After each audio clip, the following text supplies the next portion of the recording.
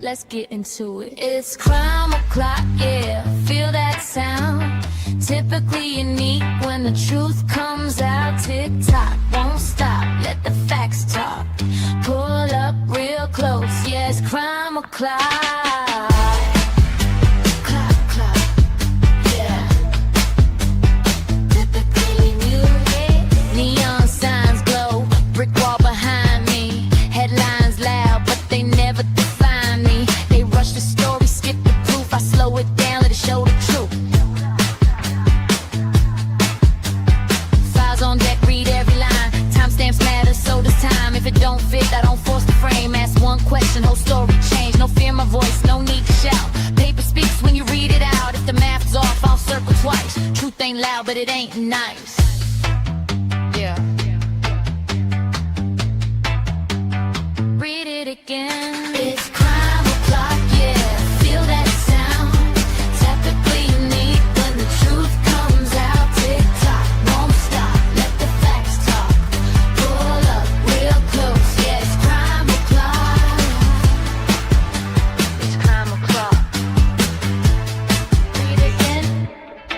They sell a narrative if I sell receipts. Courtroom quiet, but the pages speak. Word for word, no added spin. Let it stand, yeah. Let that sink in. Screenshot save, timeline's tight. Missing pieces keep me up at night. If they say elected, I say why. If they say case closed, I say try. No rush here, we do it right.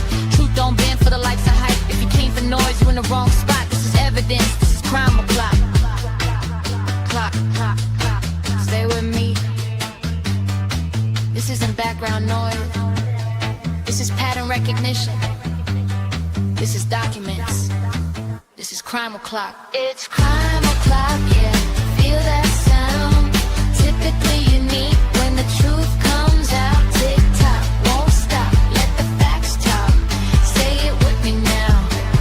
Crime o'clock. It's crime o'clock. Typically unique. It's crime o'clock.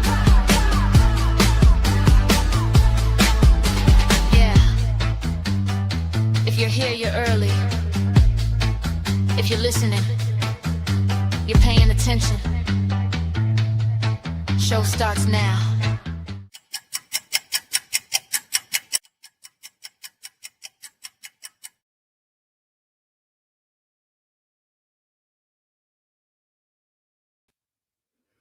Hello, everybody. Welcome back to Crime O'Clock on Typically Unique. How's everybody doing today? I hope you're great.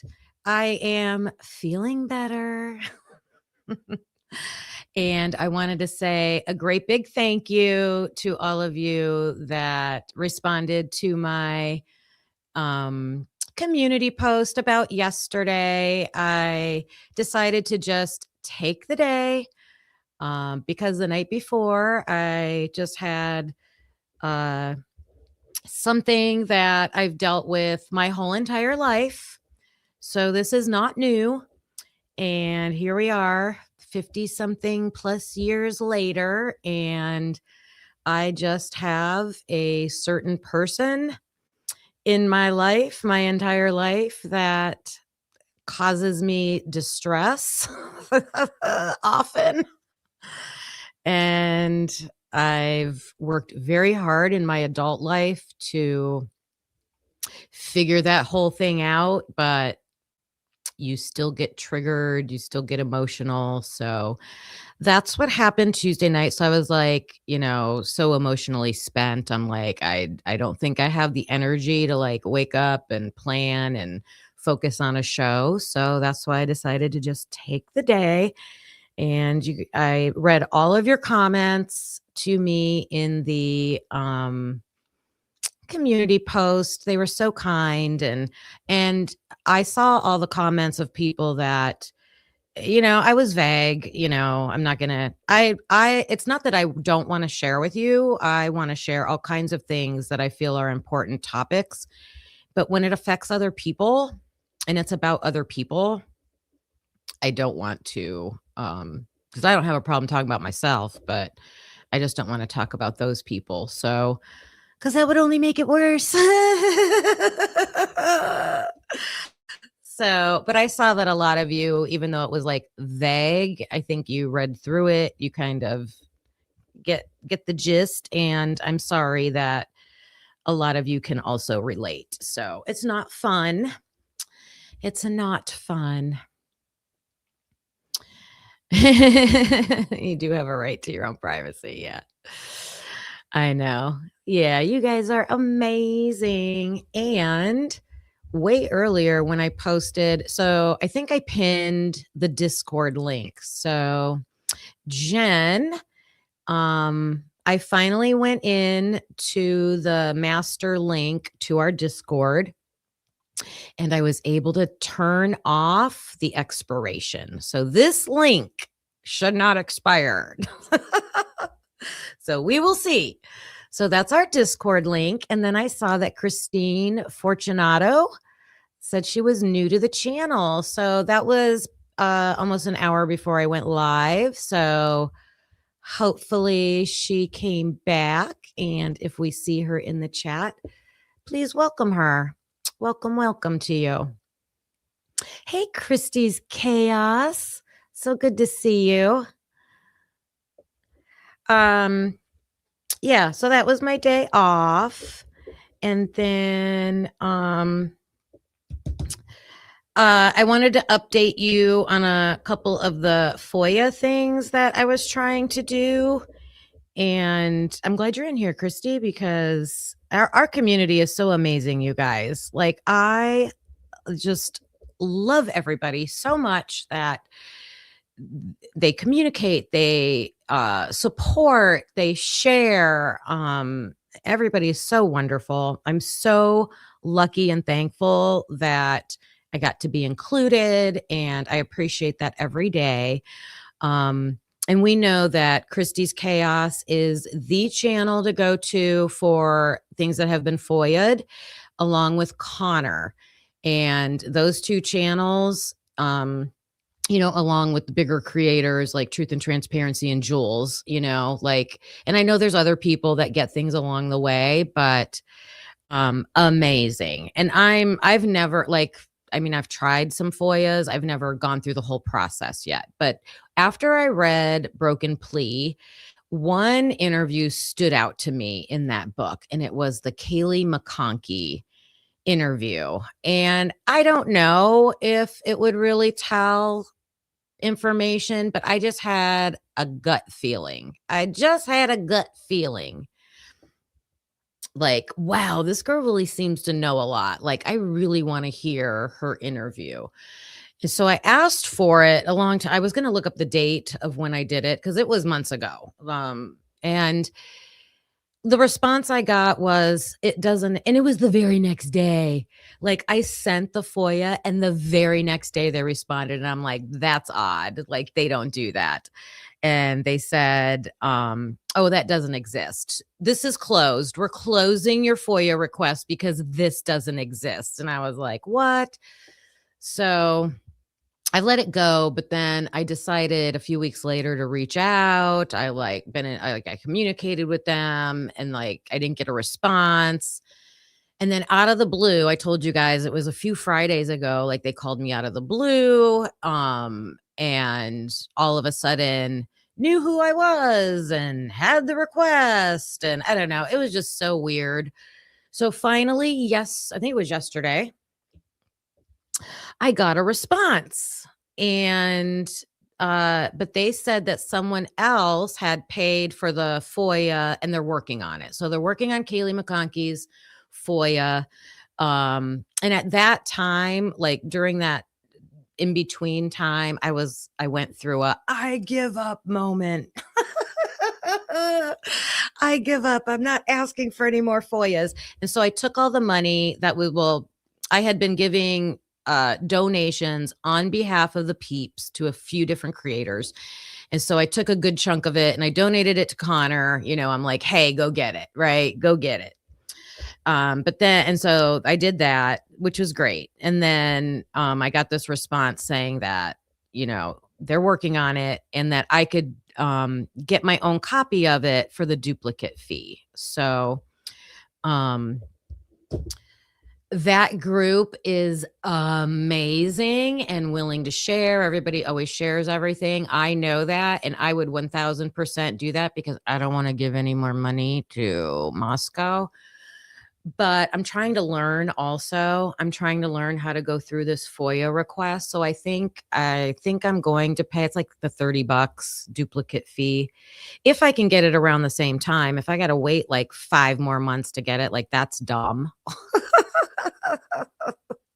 So right now I'm thinking I'm going to pay the duplicate fee just because I want to like go through the whole process and see what it's like to like have them email you something and all of that. So that's my thinking. So I just wanted to share that with you guys.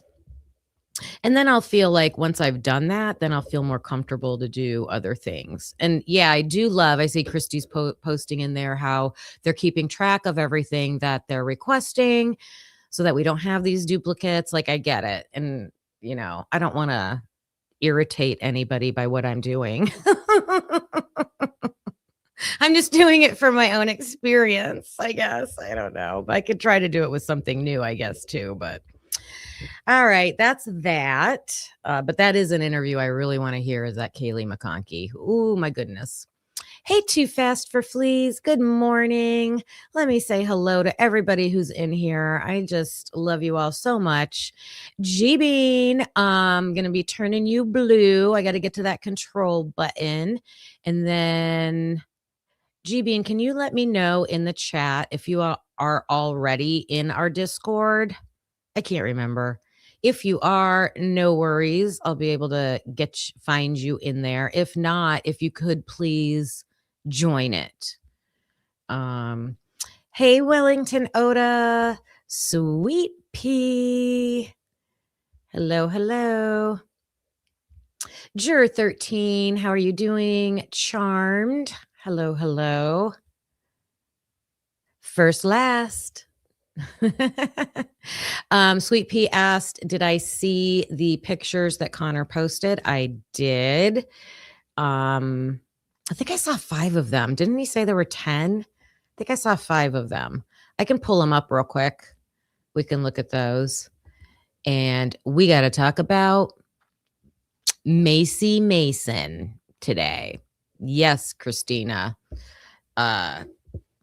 He did not want to turn that phone over, did he? He did not want to turn that phone over. And anything he had to say got redacted.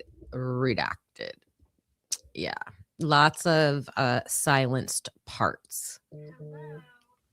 Oh, did you hear my little notification? Hi, Michelle. How are you today? Hi, Kat K. And Becca is here. Hello, Becca. Aria Stark. Hope you're listening. Hello, hello. I think I said hello to Wendy. Just scrolling up. One Can Leanne. Legal Swag. Lori Davidson. Hello. Mallory Morton. And you are thinking Mason's voice sounds like a voice. Oh, he certainly did throw that church under the bus, didn't he? I heard that. I was like, where's Lucy? Where's Lucy at? Because the church is getting thrown under the bus.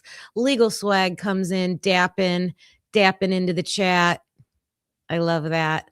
Hi, Swamp Side Chick. And Mikey Mike. Hey. Scully. Hey, Scully.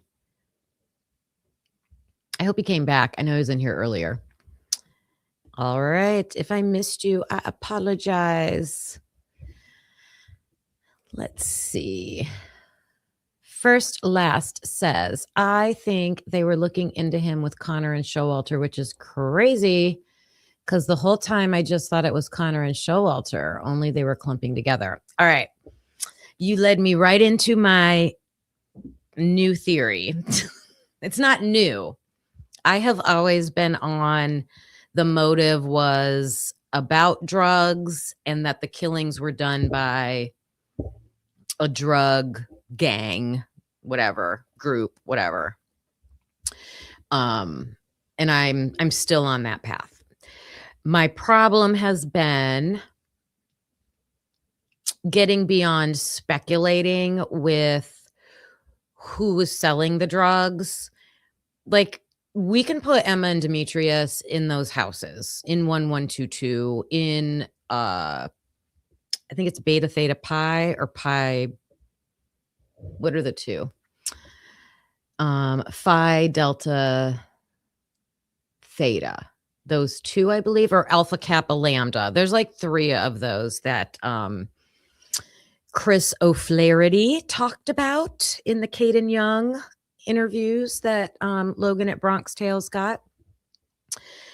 So I know I could connect them, but I just always had a feeling that because they're not there all the time, and there has to be fraternity and sorority members, and I just could never the most that I could pinpoint was this CG person that they talked about in the reports and someone getting kicked out of the frats. Now, I don't think CG got kicked out. Christian Gonzalez, I'm going to show you guys some photos.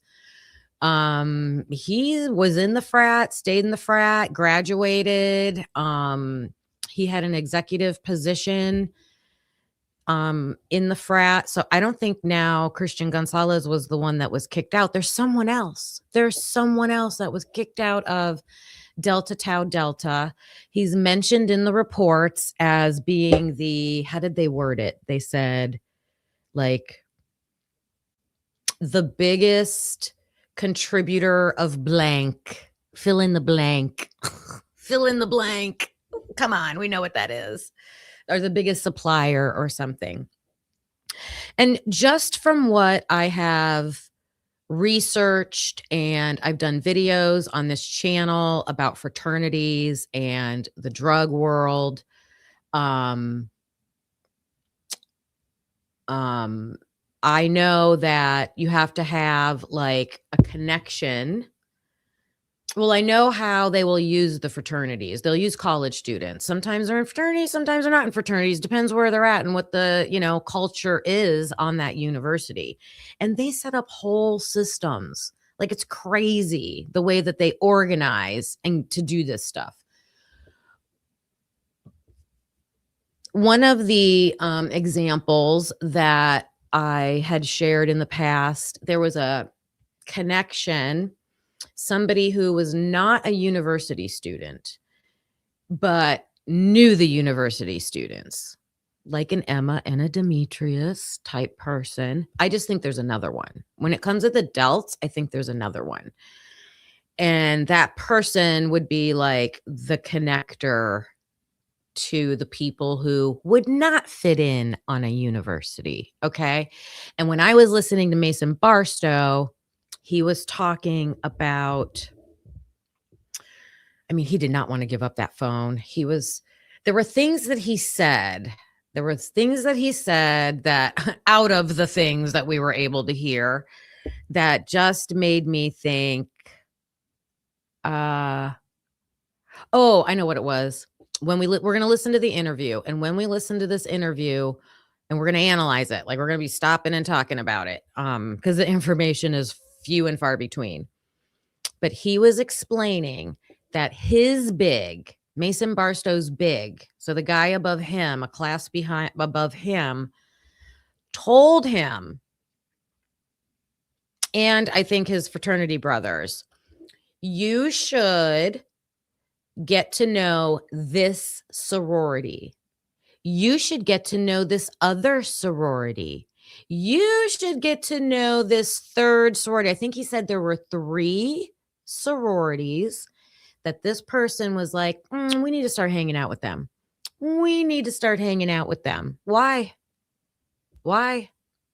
And then the other odd thing, I was never in Greek life, but I had someone in my dorm that was really good friends with one of my best friends. She rushed and got into a sorority. I've been in a fraternity house. Like, I have a little bit of experience.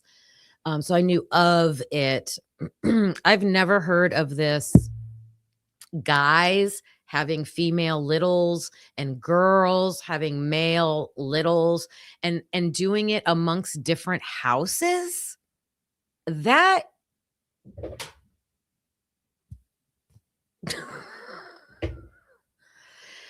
and when we hear Mason, even the police officer, the detective, questions him about that. Like, we never did that. And he's like, oh, yeah, it's new. It's new. Well, who came up with that great idea? Who came up with that idea? Was there a need? See, that's where I'm going with this. What a great way that would be to hide a connection between all these houses, because then Mason says we have special parties where we invite just these littles to come to our house. So yeah, hey, come on over. If that's what I'm just speculating, you guys, just speculating. In fact, I should have a tinfoil hat on right now.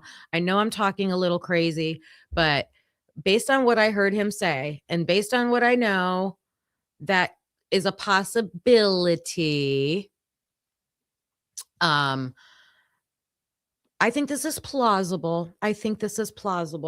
So we have this recently, the guys of Delta Tau Delta are getting these littles of girls, and they specifically chose certain sororities. And then I'm thinking, what girls did they pick from those sororities? What kind of girls? Xana's the party girl. Everybody knows that. Everybody has described her. And Mason picks Xana, the party girl, to be his little. And so who were the other girls? Because he mentioned, I think there's one other name. I don't know if we probably can't hear the whole name, but we might be able to hear like the beginning or ending of it or something. But he mentions at least one other, possibly two, that are his little, that are females. So I was like, okay, I'm just side-eyeing that. I'm giving that the side eye. And, I just started thinking that I could be crazy. I could be way off, and I told you, I explained to you my reason. So, Witchy has his comment. Mason does have a few bombs. I'm looking forward to chat. Get that popcorn ready. Thank you, Witchy. I am too. I started listening to it again on my own. And then I'm like, no, I want to wait. I got to wait. Let me wait till the gang's all together. But thank you for that. Clock it. So I gotta say thank you. Clock it. Clock it. Okay. The first thing that I want to show you right here. Yep. Okay. I'm going to work real hard on making sure that I share it. You guys can see my screen. That was funny last week or Monday, whenever it was. You guys were like, we can't see. All right. So I found a few photos.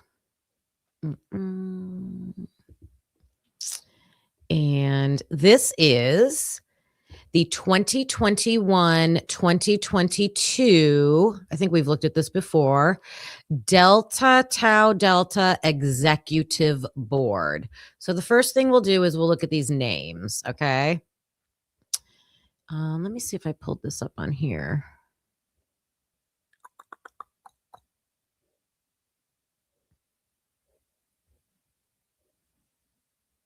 Yeah, but can I make it bigger? Yeah, we're going to look at this one.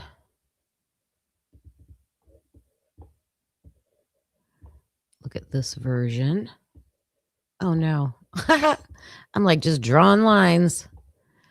All right, double check. Okay, you guys can see it.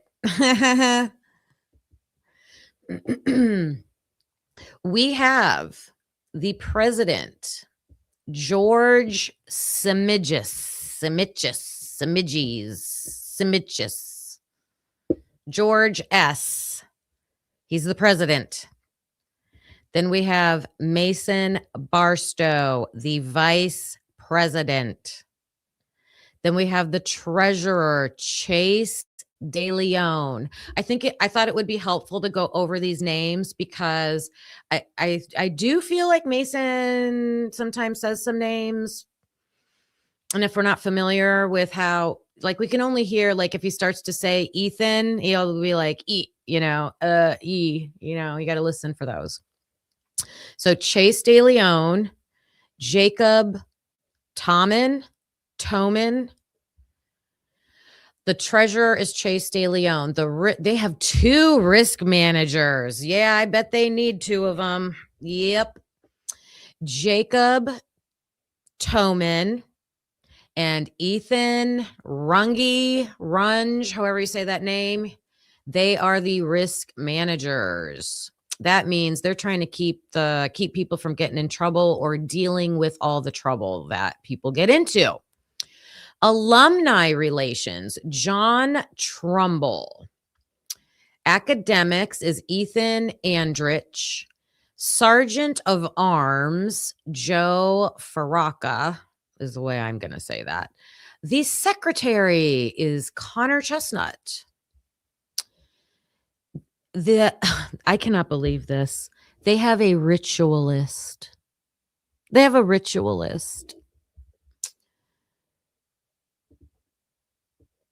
ritualist, Harrison Smith. New member education, Christian Gonzalez. So my understanding is in order to get on the executive board, you are an upperclassman. Let me remove that donation. So Christian Gonzalez made it to be an upperclassman, right? So now I don't think it's him that got kicked out. I think it's someone else. I saw someone say, was it Cole? Was it Cole Berenberg that got kicked out? I don't know. And then we've got the rush chair. Number 1 is Manuel Lette. I'm just guessing. Rush chair number 2, Hudson Fortier. 2 people for rush. Okay, so I will keep this tab so that if we hear something and we want to double check, we can. But then let's look at the photo, okay? Now, I do know that they do not have these in any kind of order because I'm assuming this guy in the maroon jacket is the president. This must be George. And then I know this is right here. That's Mason Barstow. And I'll show you how I know because I saw people questioning that. Let me go back over here.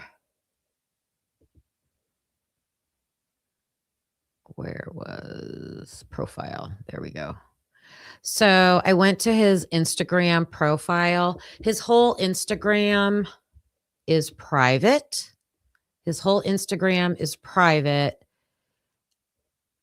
But I could click on the profile picture. That's a circle, and it's him and another guy. And this is him. I mean, it's him. Okay.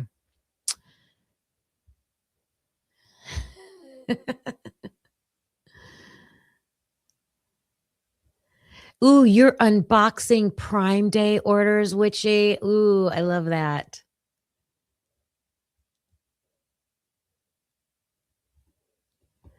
And First Last has some experience with frats, and you're saying you just have to be voted in. Yeah, that's thank you for sharing that. The ritualist. Yeah, is that the guy that comes up with all the torture that they're going to do to the Rush candidates? Like, what is that? I mean, I'm sure it's all the ceremonies they do too, right? It's all the ceremonies they do.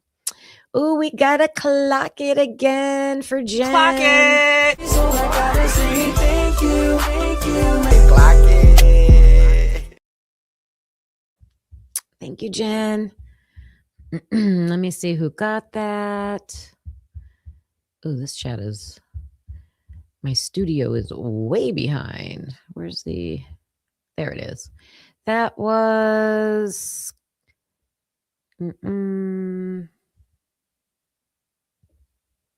Gracefully Salty.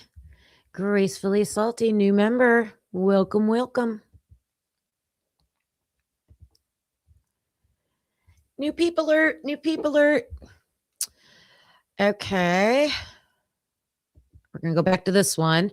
So people that we know in this, okay, that's why I can't tell what order this is going in, because it goes from George here, I think this is George in the maroon jacket, and then Mason over here to the left if you're facing it. So then I don't know, like, I don't know where to go from there, right? I do know this is Connor. So we've got Connor, we've got George, we've got Mason, and I think this is Christian Gonzalez. That's who I think he is. He does not look very Hispanic. However, my daughter is half Hispanic and you would never know it either. My nephew is half Hispanic and you would never know it either. So sometimes that happens. And that's all I recognize. I feel like I should know this guy. Anybody recognize this guy with the plus? Oh, and we should know, is this Ethan Rung? Let me come and see what you guys are doing, or see what you guys are saying.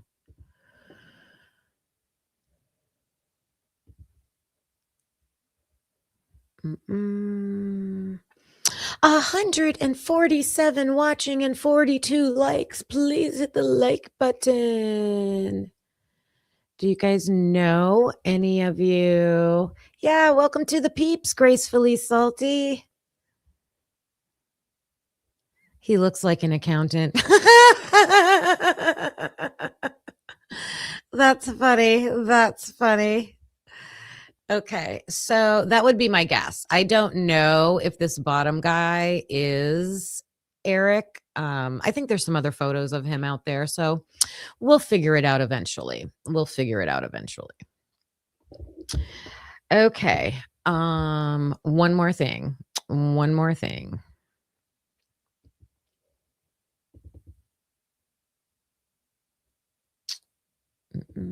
Oh, you guys, we have a name. I think we have a name. I love it. I'm going to use the inspector. Inspector Projector. How do you guys like that? We are going to have the inspector is coming to the stage.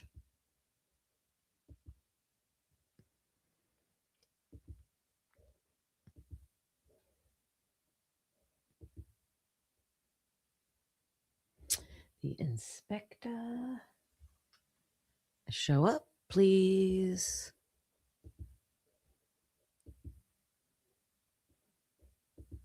It takes a minute for it to show up. You can do it. You can do it. There you are. Oh, because I shut it. That's why. Still learning over here. There it is. Nope, this one. There it is.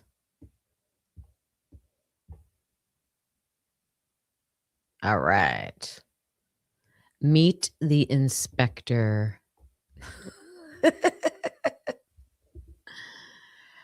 Kim, him on end, corner club with JD.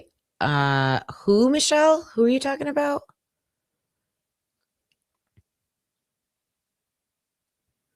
Yes, we can call him Inspector Suspector Projector.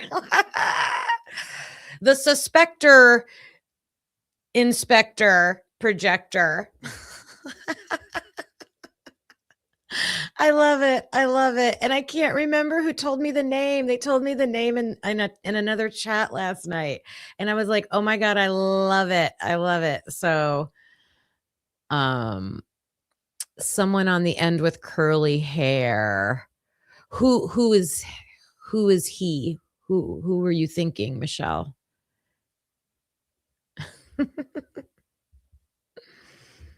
All right.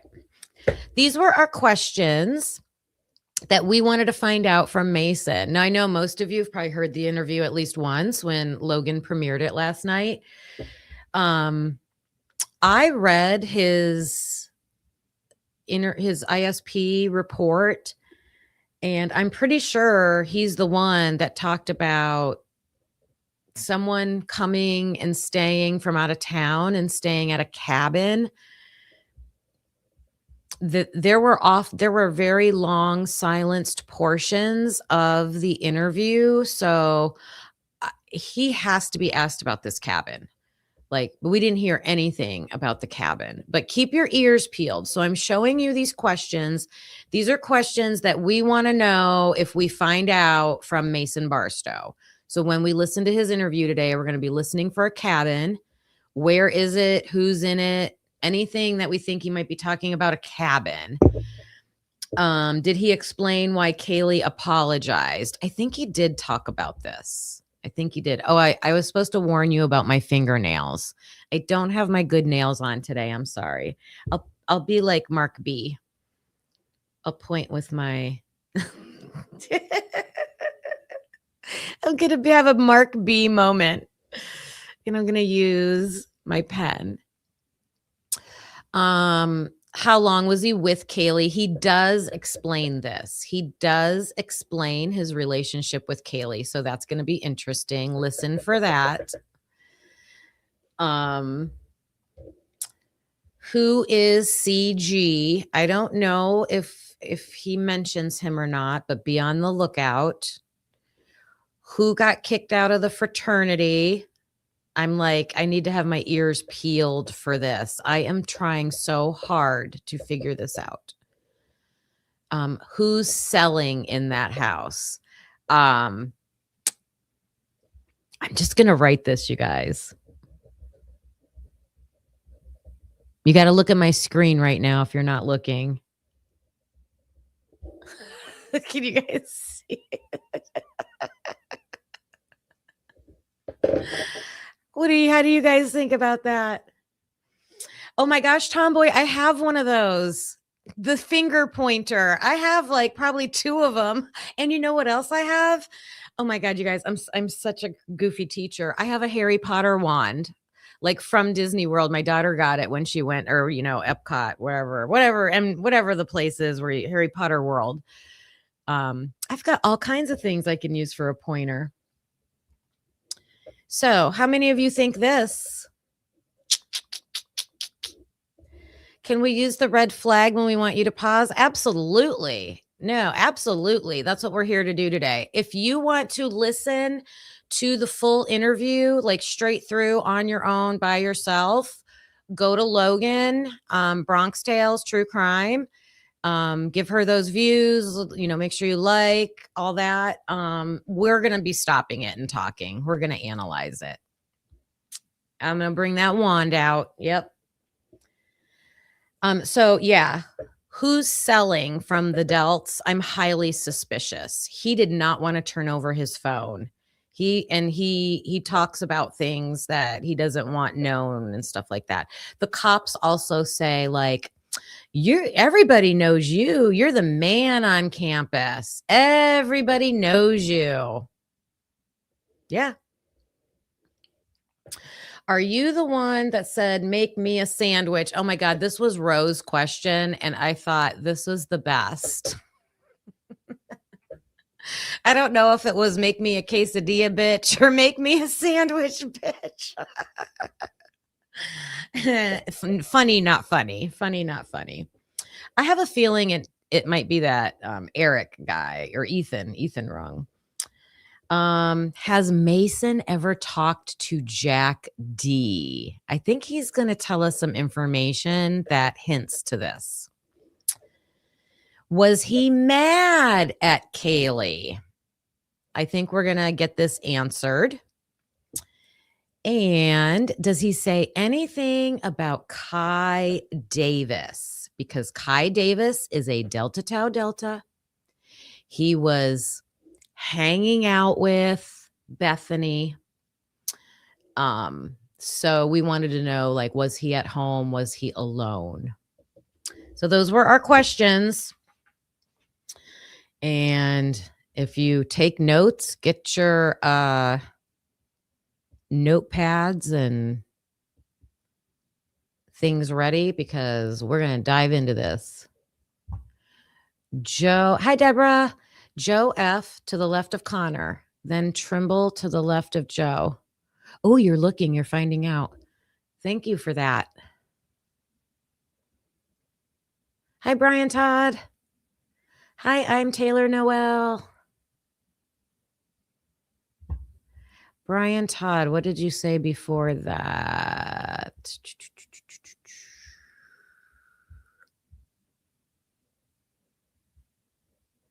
I don't see it. Okay, let's get into it.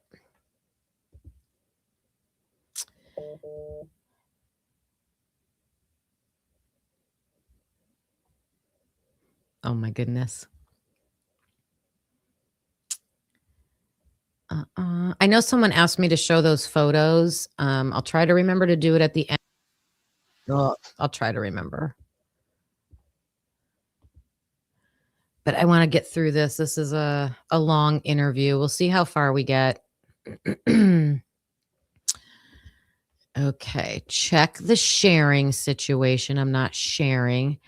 All right, there's no closed captioning, so that's a bummer. Oh, the other thing about this, which I do not understand. So this is an interview, and it was done at a police station, obviously. This should be 2 Idaho State Police officers. Oh my God, I can't remember their names. They will say them. I don't understand why they would mess with the visual video of this interview. If any of you are watching this on a TV, you should be able to clearly see things move. Watch the 2 investigators because they're the only 2 you can see. Watch the window pane, the mirror, whatever that is on the back wall. Watch that. Things move. At one point, I think one of the guys that's interviewing has 4 hands. So look and see what you see visually. Like I cannot even think of why they would need to do that. Why do you do that? Now, the audio, I get, they're hiding what they don't want us to hear. What on earth can be in that room that they don't want us to see? They're already blocking out Mason. There is something really funky and suspicious going on with this video. So as you watch it, jot down or come up with ideas of what you think. What do you think got manipulated and why? All right, here we go. Oh, and if you're on your phone, I did it on my phone yesterday. You can like turn it, horizontal, get rid of the chat and like pinch it and make it really big. And you can even see it on your phone.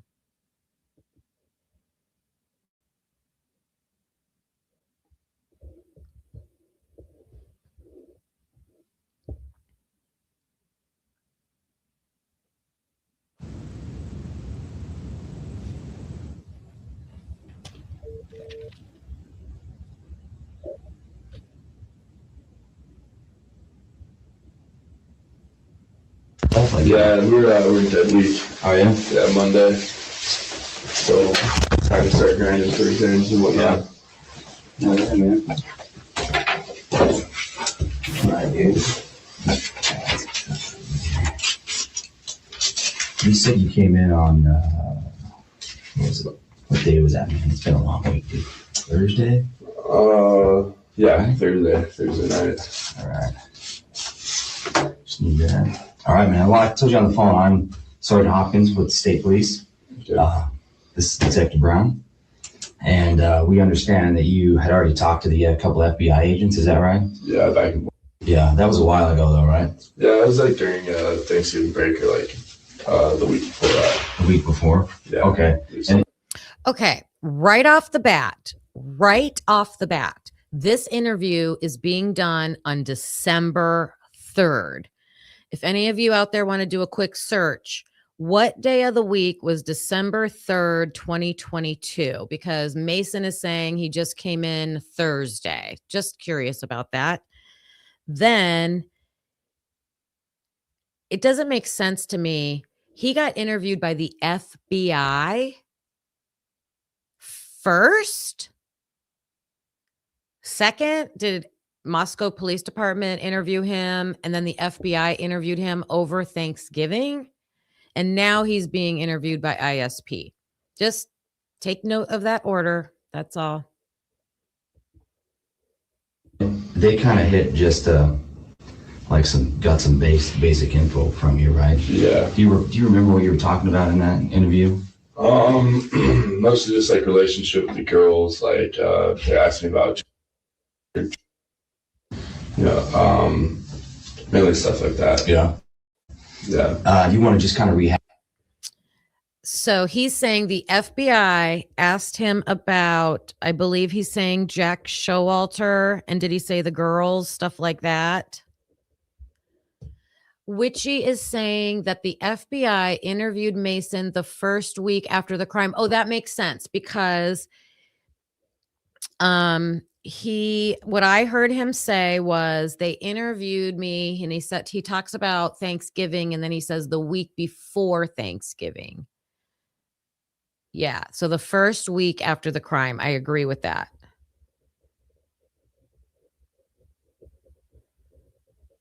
FBI.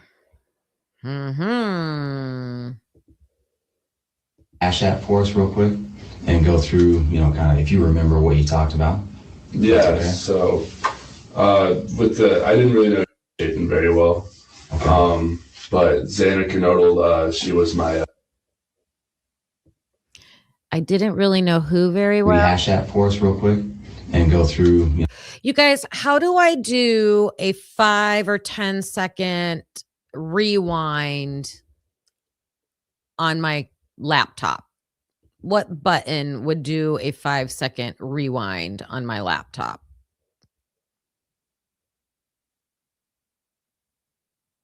Because when I'm on my phone, I just tap the screen and it'll back up like 5 seconds or 10 seconds. Is it the arrow? Let me try. I'll try the arrow. Kind of if you remember what you want to just kind of rehash it. Mainly stuff like that. Yeah. Yeah. You want to just kind of rehash that for us real quick and go through, kind of if you remember what you talked about. Yeah. Okay. So I didn't really know Nathan very well. Okay. But Xana Kernodle, she was my really know Nathan very well. Yeah. Okay. So I didn't really know Nathan very well. Okay. I'm trying to figure out what name he's saying there. It's not Ethan. He's not saying Ethan to me. It sounds like a Aiden, Caden, Hayden. It's Jaden. You guys want to hear it again? Who do you think he's saying?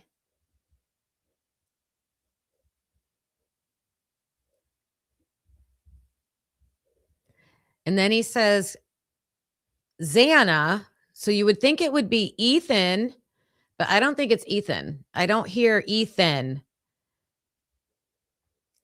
Hold on. I'm playing it again. But Xana Kernodle, I didn't really know Nathan very well. Yeah. Okay. So I didn't really know Jathan very well.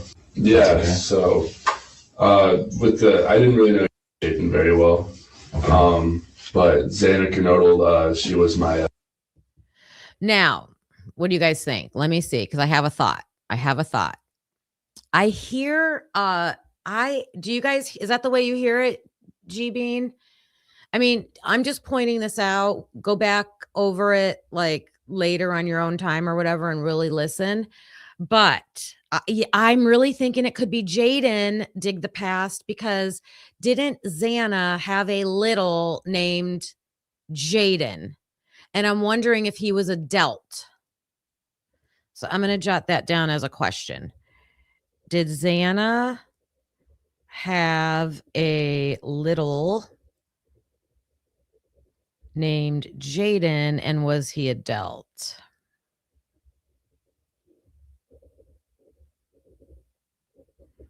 Because then that would make sense if they are talking about Jaden and then jump to Xana, especially if this is about drugs. I'm sorry. That's my theory. Whoops. Okay. What?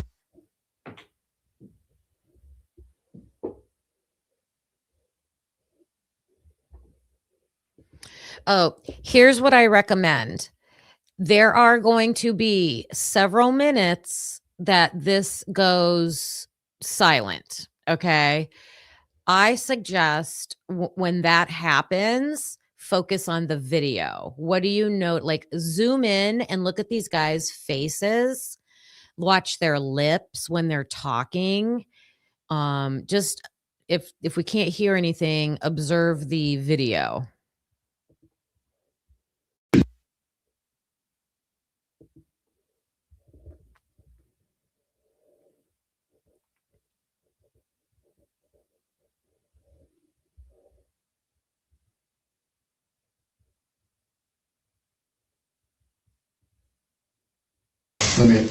You're gonna have to fill us in a lot on the Greek life. Yeah, of course. Okay, we're not too familiar with it, but you're. Mm-hmm.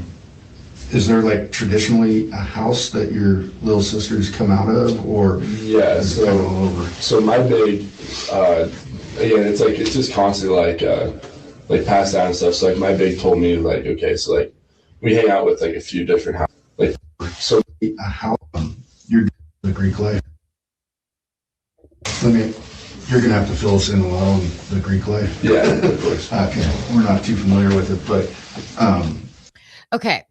So it's not 100% sure, but I always pay attention when there is a silenced part of these interviews to really pay attention to the very first thing they're saying as soon as sound comes on, to see if it's like a natural flow of the conversation that they were just having that we're not allowed to hear, to see if we can get some context of at least what were they talking about. Okay. So as soon as this sound came on right here, he's talking about Greek life. Okay. So whose ever name he said before Xana, then we heard him say Xana, and then he was talking about his big, and then it went silent. So he's talking about these connections and with people in Greek life. And then now we can hear it. And he's like, you're going to have to fill me in on Greek life. Mm-hmm. is there like traditionally a house that your little sisters come out of, or Yeah, is it kind of all so over? so my big, again, it's just constantly like passed down and stuff. So like my big told me like, okay, so like we hang out with like a few different houses. Like we hang out with like and then so I had one from each of those houses. Oh, okay. And so like when we do like fam nights and stuff, that's what we call them. They would come as part. It's like an invite from me. Then everyone else would invite their littles and stuff, and it would be like just those people. Gotcha. And then like say like this year, my littles now have littles, and then their littles will have littles, and it's just like that's like who comes and stuff. And then I move on, and then. See how it's like a chain reaction?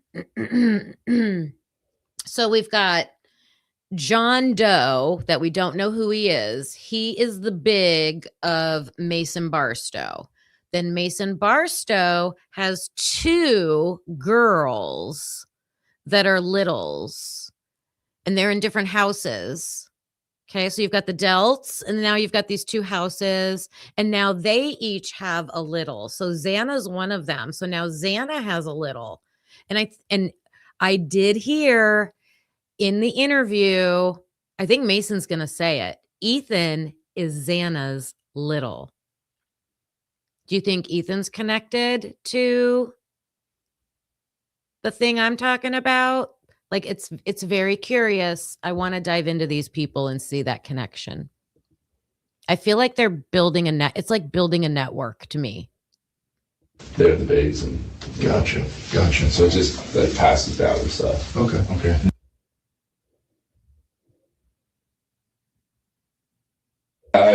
Well, we're in a transitory period now, so kind of like the responsibilities are done, but Okay. I'm still like, I still have to like, do some stuff. Okay. What's the transitory period? So like we've had like our elections and stuff, so like I meant transition. Okay. My bad. That's all right. But I'm just kind of like helping the new guy get up to like speed and stuff, like send him some of the documents you'll need, like kind of like planning some notes that I took on the position and stuff, and helping him run his first couple events. And Gotcha. yeah, so But even if you're transitioning out of that role, it sounds to me, what limited stuff I know about the Greek system, that you're probably still a pretty respected elder, if you will. Yeah. It's like, dude, there's Yeah, you know what I mean? Yeah, like I got back Thursday, saw the house, I was like, all right, see you guys Friday, like we're gonna do some chores. So also, I don't know if you guys know this, but the Delta Tau Delta House, coincidentally, is this a coincidence, you guys?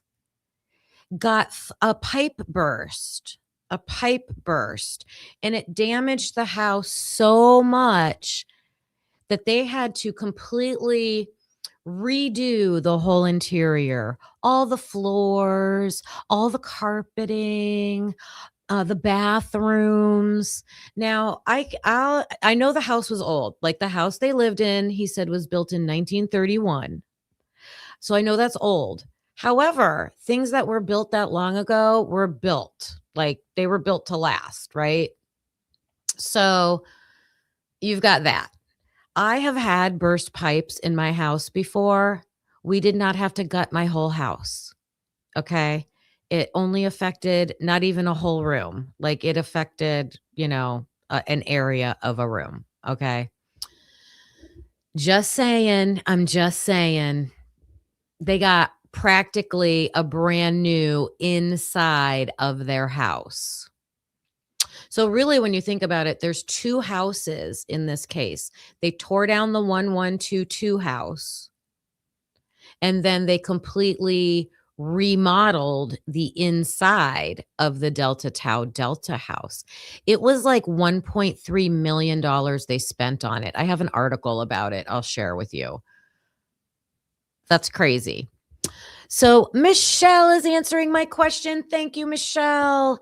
You said the guy with curly hair on the photo that I showed. Oh, okay. Okay. I will look. Was in the corner club with Jack Decor. So then that means, let's see. So he's a Delt that was hanging out. You know what? I think in this interview, we're going to find out that I think the Delts, they either hung out with Jack's fraternity or they fought with Jack's fraternity. It's one of those 2. It is too coincidental. I don't believe in coincidences. The pipe burst, I believe, around this. Here, let me pull up the article real fast. I know I saved it. This one? This one. Here we go. Real quick. Okay. Members returned to Delta Tau Delta after $1.2 $1.3 million renovation. A flooded basement led to the house's expensive update. I'm sorry, who do you think might have paid for this?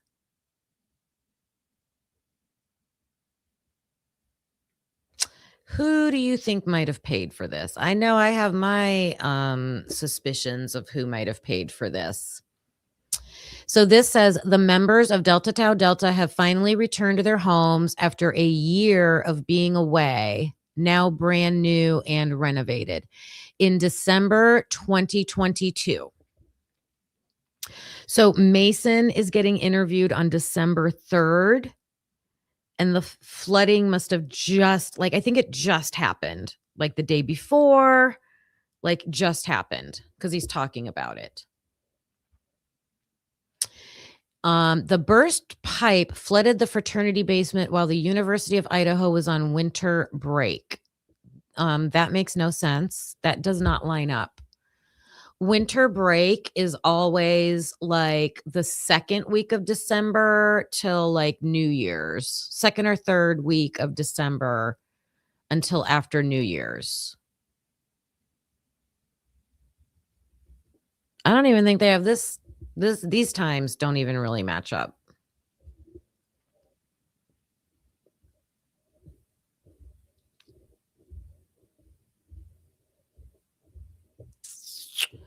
So that's curious.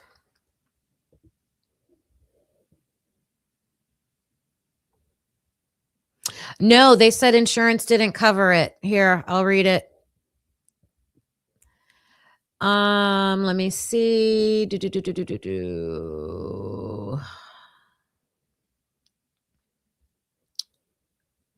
Here, right here. Instead of fixing and renovating what was damaged, the house had an entire makeover, revamped and refurnished. Is that a payoff? I don't know. They took down most of the infected drywall, reframed, took out all the carpets, redid flooring and bathrooms. An addition was a new room for trophies, and everything was refurbished, costing the operation an estimate of 1.3. Here it goes. To pay for this project that insurance couldn't cover. The fraternity had some help from their alumni during a capital campaign they held for fundraising the extra costs of the new alterations.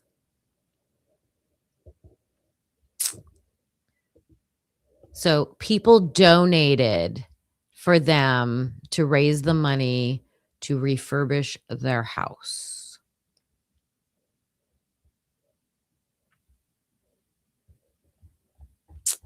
There you go. Yes. Members of Delta Tau Delta stayed at the farmhouse fraternity house due to major flooding at their own property. That's at Blake's Avenue. So it does mention that in here also. It's mentioning, I don't know if it's the fraternity. Let me read it. It says right here. Let me see. Okay, make it bigger for you. And the way they wrote this is hard to follow. The burst pipe flooded the fraternity basement. Let's see. Lucas Miller called it, no, not that. Here, right here. The fraternity resided in farmhouse's home. Whose farmhouse? They didn't name this guy previously in the article. Whose farmhouse?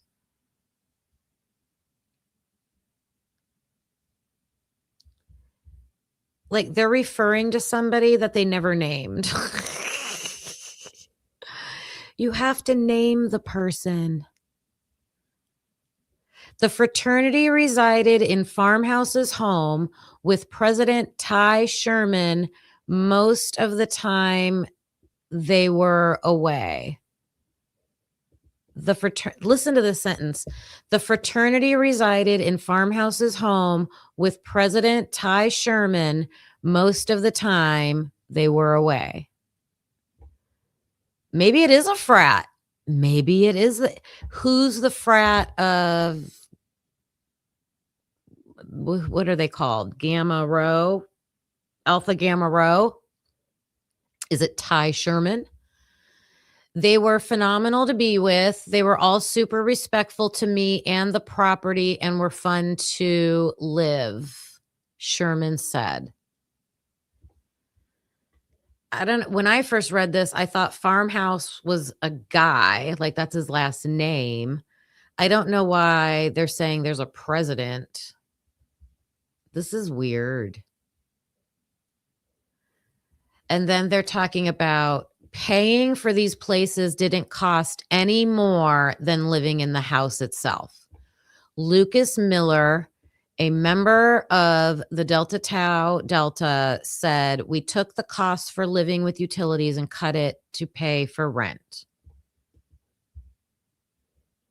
No extra financial burden was placed on the Delts, and they still had a comfortable place for all of them to stay. Nothing can be simple in this case, you guys. Nothing can be just easily explained. The lodge is at Sigma Chi. We're talking about the Delta Tau Delta house. You're an insurance recovery paralegal. It probably should have been. It probably should have been covered, right?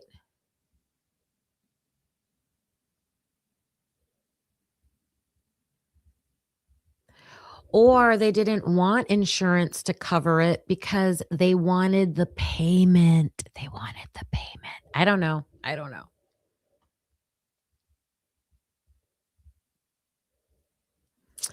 They said the money came from alumni. It came from alumni, Tattoo Girl. It kind of seems like it. I don't know if it has, I don't think if they're covering anything up in the house, in my opinion, it wouldn't have to do with the crime, but it might have to do with drugs. That would be my suspicion. I don't know. Weird. And again, the only reason I'm talking like this is because they're hiding everything.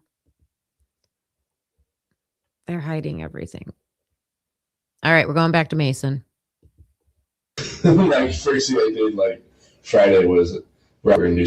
You know what I mean? Yeah, like I got back Thursday, saw the house. I was like, all right, see you guys Friday. Like we're gonna do some chores. Like first thing I did, like Friday was round up like all like the underclassmen essentially, and then I grabbed the upperclassmen. I was like, upperclassmen, like here are the projects. Like you're gonna take them over here, take these guys over here. Right. Pretty much supervise and help out and show them how to do what. Okay. So you still got the high regard. Yeah. That sounds like For a little bit. okay. A little bit longer, like 2 weeks. Yeah. Gotcha. And during your tenure in that spot, are you? More about like all the upperclassmen in there, or are you pretty studied up on everybody, like all the pledges and everything, and the underclassmen that are coming in, like Yeah. So who's who and what they're about, what they're doing. yeah. So like, I last year I was so I got to know all the sophomores, like now sophomores, but last year's freshmen very well. Okay. And I've served like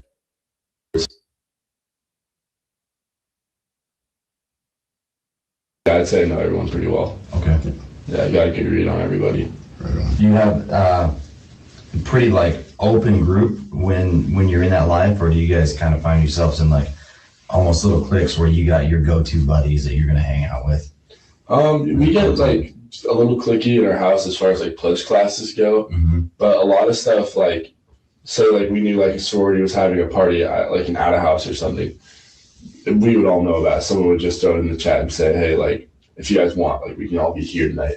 And it's like most of the time we'll all go do that, or like the older members will like go to the corner club or something. Like we'll do something different, but for the most part, like we roll together. But I don't know, like day-to-day stuff, like you'll go to Walmart with certain people, All right.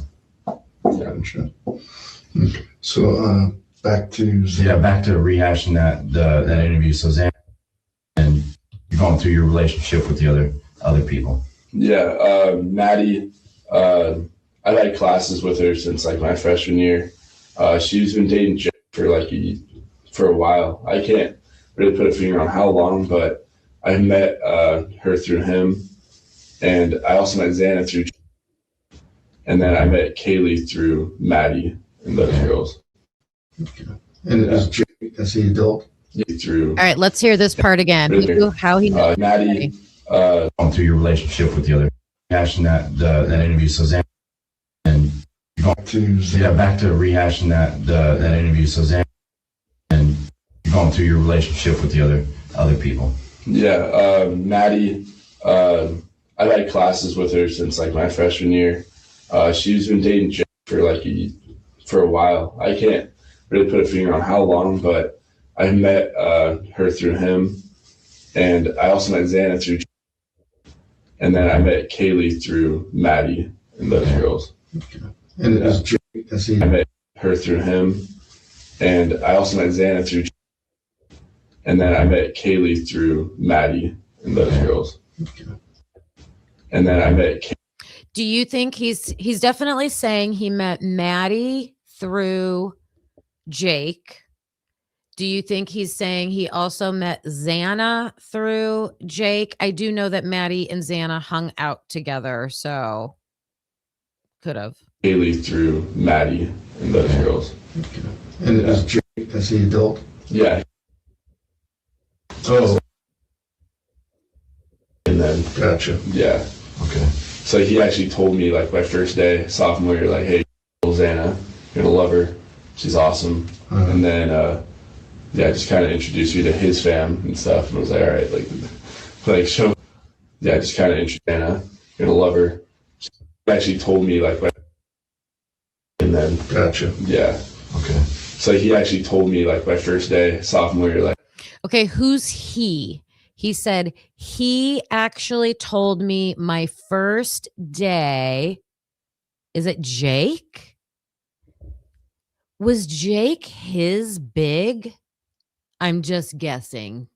Does anybody know who Mason Barstow's big was? It would probably be somebody who has graduated. It has to be somebody who graduated already, because Mason is about to graduate himself. Jake graduated. I need to rewind this a little bit. He's talking about he. Who's he? Oh my gosh, you guys, my Robin bird is back. I'm going to play this, and I'll be right back. Him, and I also met Xana through. Coming. And then I met Kaylee through Maddie and those girls. Okay. And is Jake, is he adult? Yeah. Oh. And then. Gotcha. Yeah. Okay. So he actually told me like my first day, sophomore year, like, hey, Xana, you're gonna love her. She's awesome. And then, just kind of introduced me to his fam and stuff. And I was like, all right, show me what was what and stuff. He's like, one day it's gonna be your fam and stuff. Right. You have to run it. And so. And now here you are. Yeah, now I am GP. Yeah. That's awesome. Who's taking over for you? Okay. Yeah, we haven't gotten to do like a fam night or anything this year. We're gonna do a Friendsgiving at the house where everything happened. So it's probably canceled. Yeah. Probably not gonna do that, but maybe like a white elephant exchange in January or something.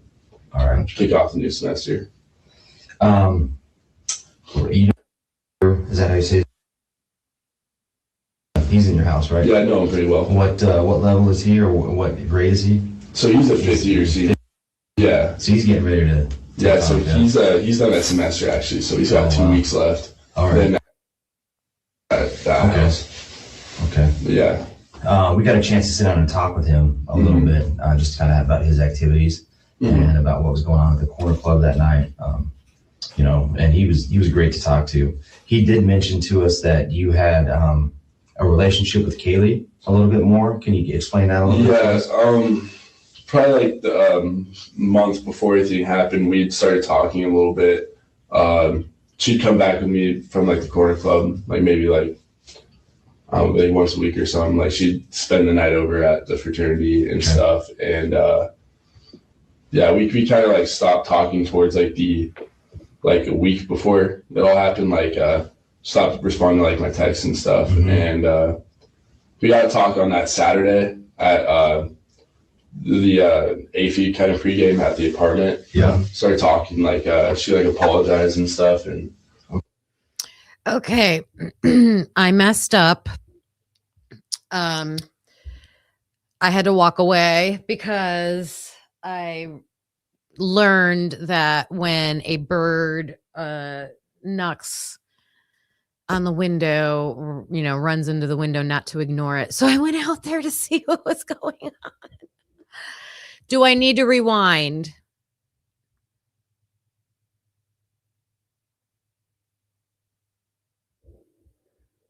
Because when I got up, he was talking about, thank you. I will rewind. Okay. I looked at the minute mark before I got up. So, it was only like a minute back. So we'll rewind it about a minute. Sorry, you guys. About 7:20 right here. Right there. Okay. yeah, we haven't gotten to do like a fam night or anything this year. We were gonna do a Friendsgiving at the house where everything happened. So it's probably canceled. Yeah. Probably not gonna do that, but maybe like a white elephant.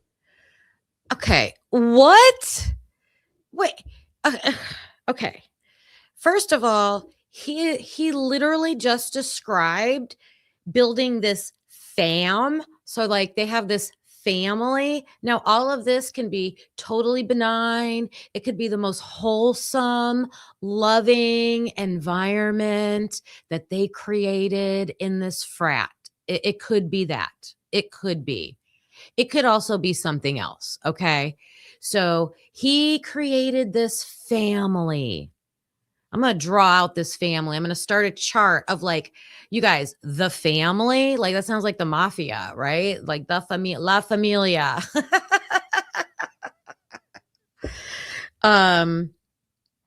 So he's talking about having this family and that his big was like, someday you'll get to run the family.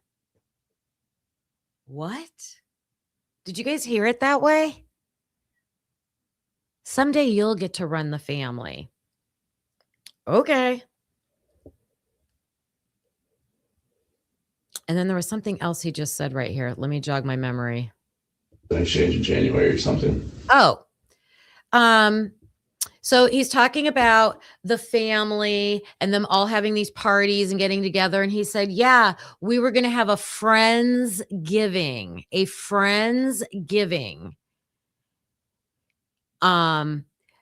In that house. So they were going to have a Friendsgiving at 1122. Now, probably because Xana is his little. So he's describing how we have all these littles in all these different houses, and we have these parties or these events just for the family. And we were going to have Friendsgiving at 1122. But that's probably not going to happen now.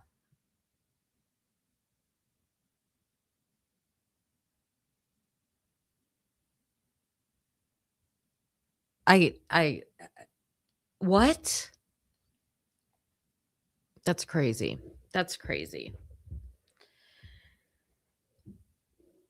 And the way he said it to me made it sound like not only is the event not going to happen, but having it at the house is probably not going to happen. That's the way it sounded to me. I don't know. Let me know what you think. All right. Kick off the new semester. Is that how you say it? Did he just say Ethan Runge? How do you guys say that name? Listen, another name. in January or something. All right. Kick off the new semester.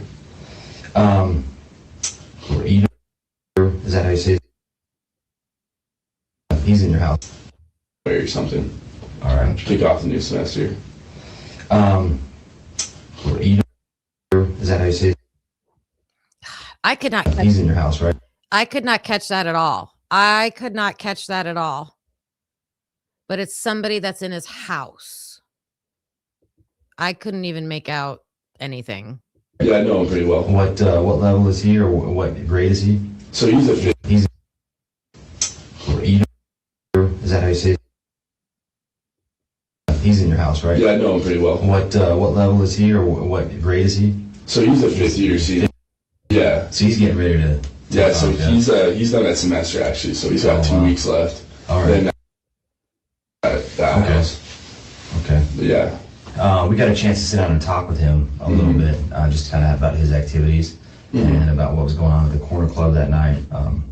Okay, so even though we cannot make out the name, we can figure it out. So all we have to do is find a Delta that was a 5th year senior and was graduating that December. So we can find their graduation list and look for the names. Yep, who's a 5th year senior and was graduating that December.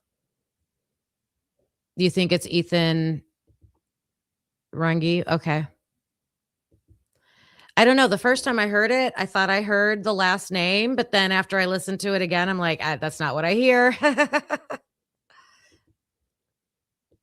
You know, and he was great to talk to. He did mention to us that you had a relationship with Kaylee a little bit more. Can you explain that a little bit? Yeah, probably like. How about this detective just throwing, if it's Ethan Rung, under the bus? Because he said, oh, yeah, we interviewed him already. And he said you dated Kaylee. Are they supposed to do that? Are they supposed to do that? He just threw Ethan Rung under the bus. It stopped. Witchy, what did you hear? What did you hear?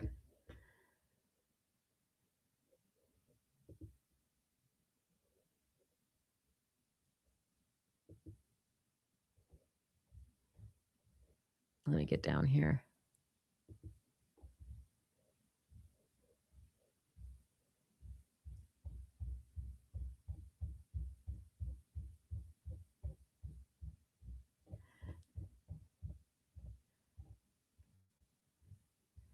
I'm in my, give me 1 second, you guys. Okay. I'm in my studio. We need the Rung interviews. You will hear the name Rung later. They didn't redact it. Okay. I think I heard that last night. Yeah, that's why I thought that was the one of the love triangles. Ethan, who Kaylee dated, told ISP about Mason dating Kaylee. I know. I know, that's crazy. We need the Rung interview. Yes, we do. My point is one guy who dated Kaylee is telling law enforcement about the other guy who is dating Kaylee. Yes, it is very important. I'm following you. I am following you. Yes, 1000%. All right. I'm going to play it.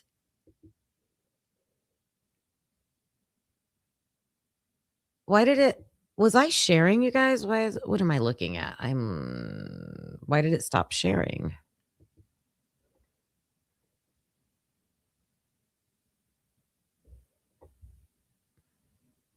Oh my God, I closed the tab. Oh my God, what happened?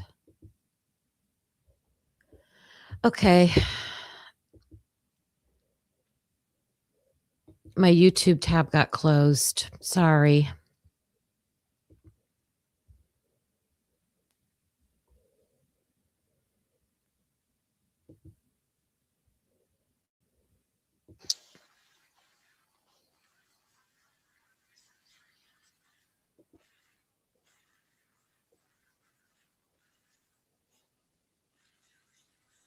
spend the night over at the fraternity and stuff. And they With Kaylee a little bit. He did mention to us that you had a relationship with Kaylee a little bit more. Can you explain that a little bit? Yeah, probably like the month before everything happened, we started talking a little bit. She'd come back with me from like the corner club, like maybe like once a week or something. Like she'd spend the night over at the fraternity and stuff. And yeah, we kind of like stopped talking towards like a week before it all happened. Like stopped responding to like my texts and stuff. And we got to talk on that Saturday at the AFI kind of pregame at the apartment. Yeah. Started talking, like she like apologized and stuff and wanted to like go into the game with me. But I went to a sorority formal that night instead. Gotcha. But yeah, Saturday she texted me, wanted to hang out like around midnight. Okay. And I didn't respond to the text because I was at a sorority formal with another girl. So. Okay. Who was that you're with? Okay. Yeah. Do you know her phone number? I do not know. Okay. So she was texting you and you didn't respond that night? No. Do you know, Witchy said, stop again.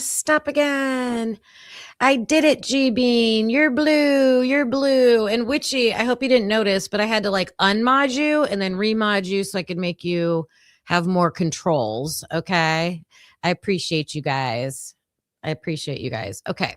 Kaylee stopped responding to Mason's text the week before the murders. Yes. Let's hear that again. This is where he's explaining their relationship. okay. Who was that you're with? Okay. Yeah, formal with another girl. So. Okay. But yeah, sorority formal that night. But I stuff and wanted to like started talking, like she like apologized and said yeah, we kind of like stopped talking towards like like once a week or something. Like she'd spend the night over at the fraternity and stuff. And okay, so he said when he was dating Kaylee, and I think it was over only for like the last month or so, that she would stay over there like once a week or so. So Kaylee would stay like once a week or so at the Delt house.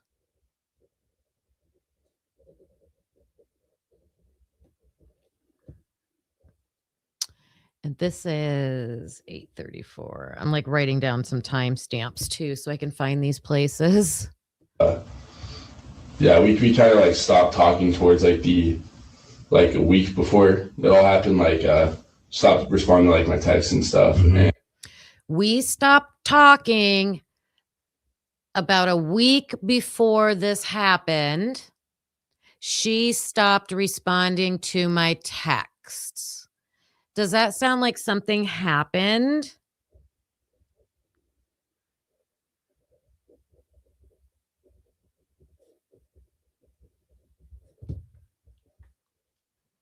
Did she diss him? And we got to talk on that Saturday at the AFI kind of pregame at the apartment. Yeah. Started talking, like she like apologized and stuff and wanted to like go into the game with me. But I went to a sorority formal that night instead. Gotcha. But so Kaylee apologized to Mason, and maybe she apologized because she's the one that like, what do we say? Ghosted? Did she ghost him for a while? And then she's like, oh, I'm sorry. And now we know that Mason was at Kayla Nguyen's, Kayla Nguyen's apartment because that's the party that they're calling the pregame. The pregame party was at Kayla's, and it was he also that's an Alpha Phi house, and I think he says that. Yeah, Saturday she texted me, wanted to hang out like around midnight.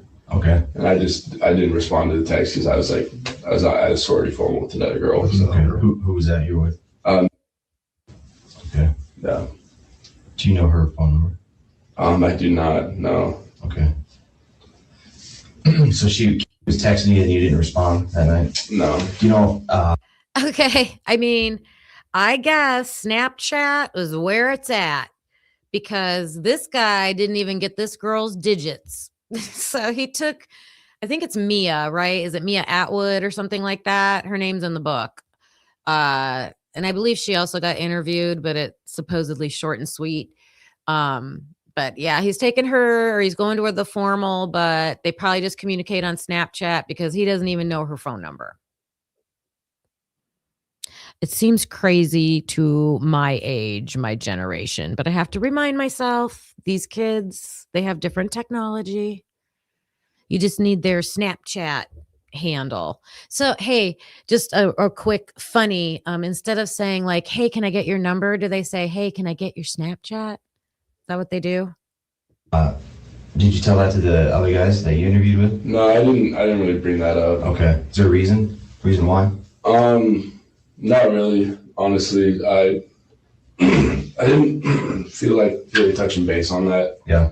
Like, I don't know, like relevancy wise, like, okay. I didn't really see it to be too relevant. Okay. Because, I know she was like pretty drunk on Saturday. She was probably texting a few different people and stuff, wanting to hang out and whatnot. Okay. We'd like to see the text messages if that's okay. Oh, that was a diss. Yeah, Kaylee was texting a bunch of people probably wanting to hang out. I mean, he made it seem like, she's trying to make a hookup call. What's your snap? Instead of saying, what's your sign? What's your snap? Where's Sleuther? I didn't see Sleuther come sneaking in here. Snatch chat. That's why I miss you, Sleuther. That's why I miss you. Oh my gosh. Critic Rick is in the house. There's a rule about that. If a peep asks you for Snapchat, it means they ain't into relationships. They're just casual. That makes sense. I'm gonna have to ask my daughter about that. Yeah, we say, can I get your digits? Yeah, that's our lingo.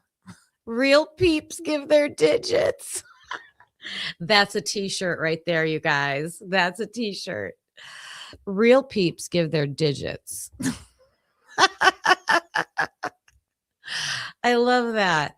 Who would he know who she is? How would he know? Very good question. Yeah. How does he know? I think there was more communication going on between him and Kaylee that night. Just a gut feeling I have. Just a gut feeling.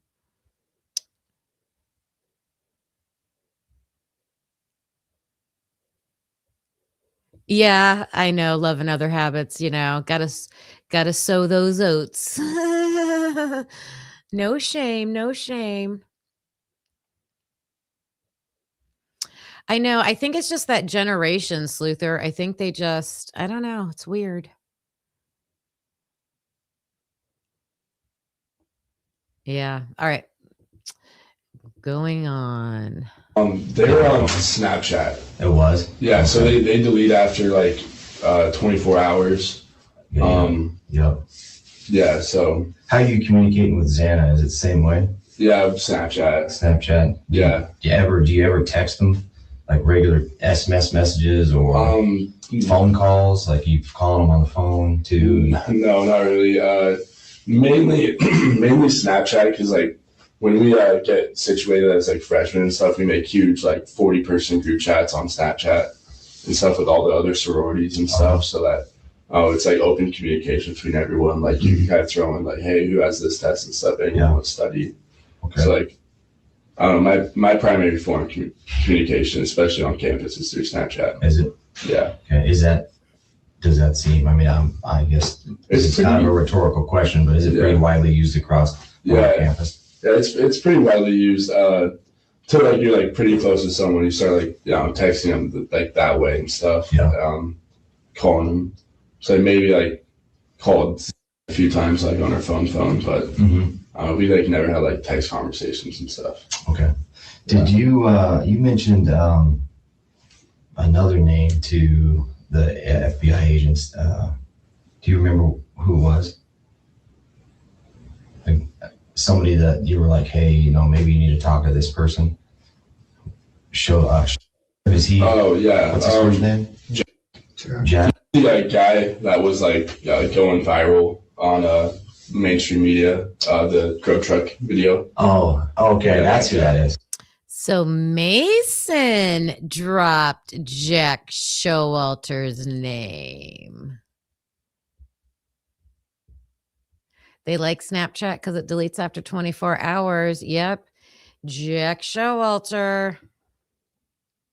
Yeah. Gotcha. Yeah. So is that the reason why you said, hey, talk to him, or was that? Yeah, definitely. I was like, you know, that's definitely something very interesting. Maybe like he knows you picked him up or something. Yeah. Or, like who the Uber driver was. Is he adult? Yeah. Yeah. Yeah, he just doesn't like live in the house anymore. Where does he live? He lives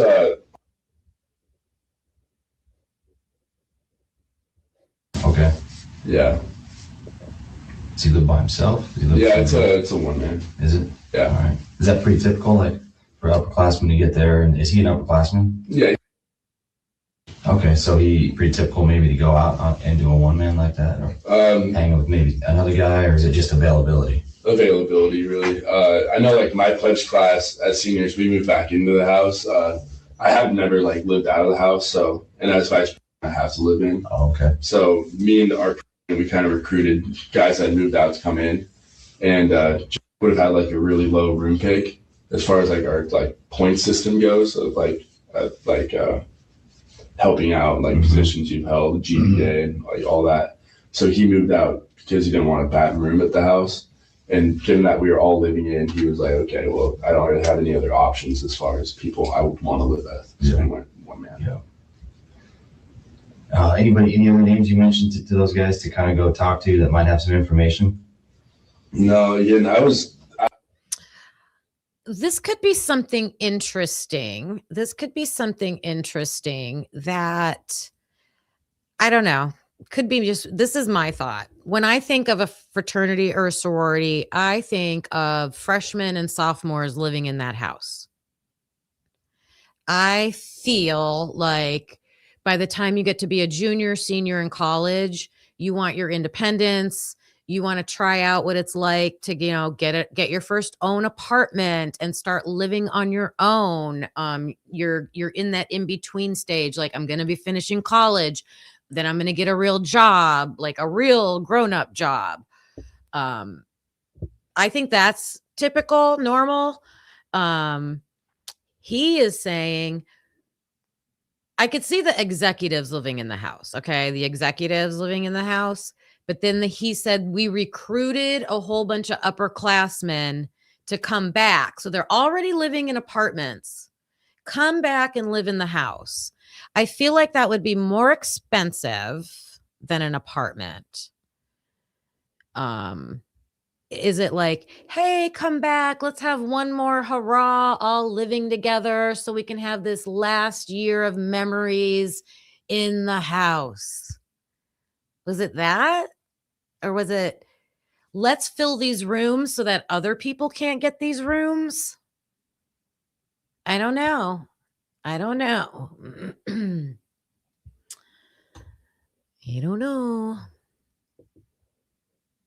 out of the picture at the formal on Saturday, so I don't really know like the layout of Saturday, like who was at the club or any of that just stuff. a party, yeah. But you know the layout.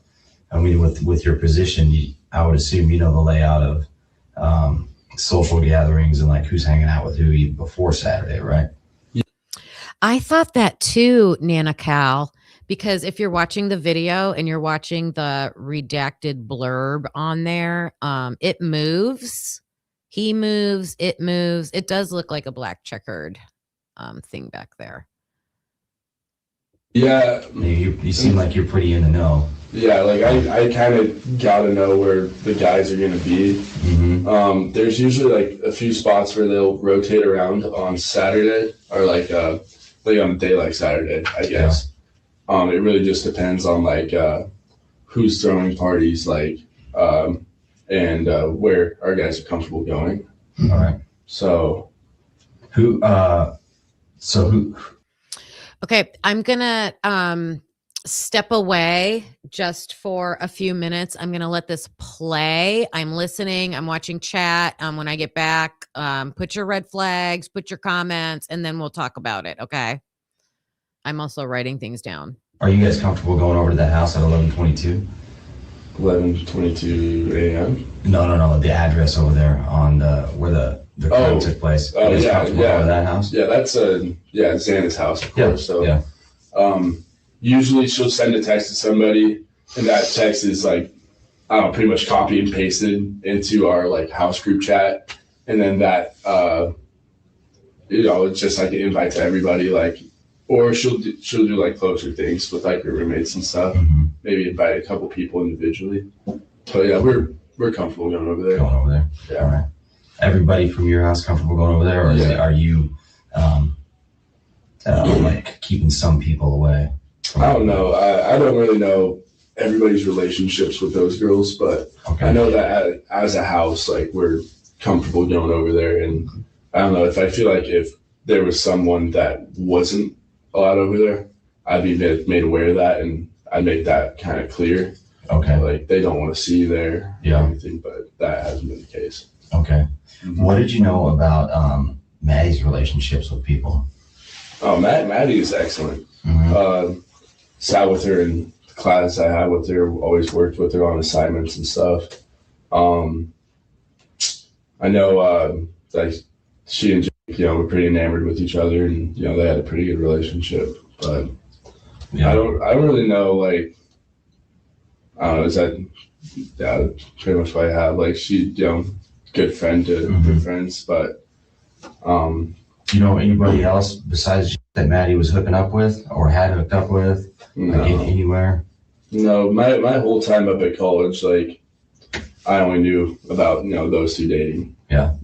What about rumors, man? You hear rumors or anything? Like, hey, this person hooked up with that person. No. No way, man. That's not true. No, definitely not me either. Because being in the gym, like just being close with Jim, like I'm pretty sure like she'd try and keep that far away from me as well, because I could tell Jim and stuff. Yeah. Kind of burst that bubble. Yeah. So okay. I think that'd be a bad person to go to for that. Yeah. What about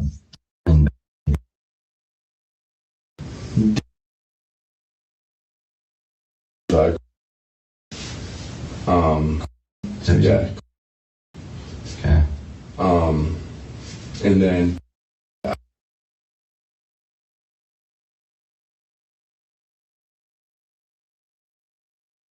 do you need those names? Sure. I believe is one of them.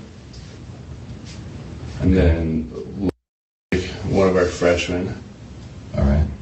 Yeah.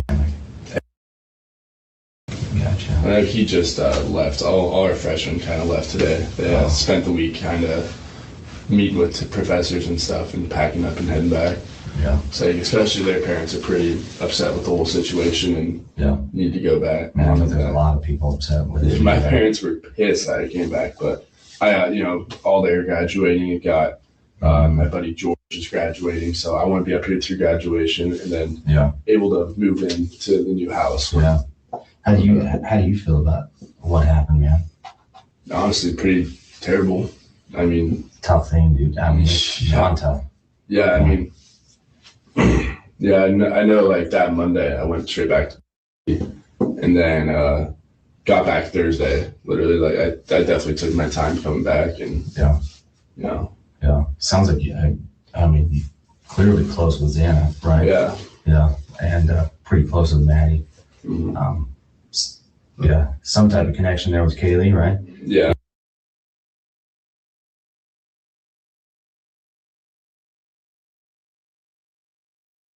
I mean, there's some feelings there, right?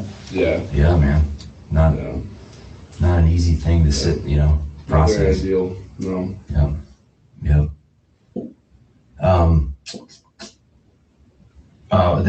Somebody mentioned a gentleman named to us. Can you tell us who that might be? Oh. Okay. Yeah. What's his role at the house? He was visiting that weekend. He was dating a girl that lived on a house we call it's like that kind of Okay.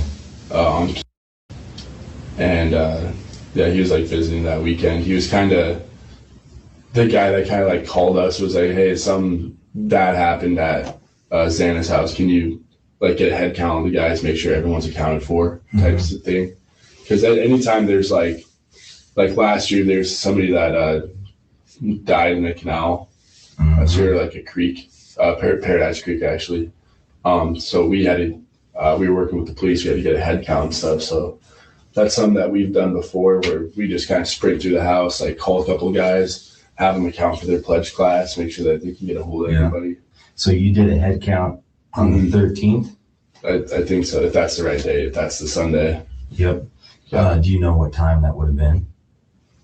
Best like guess? 11 to 12. 11 to 12. How did that head count go?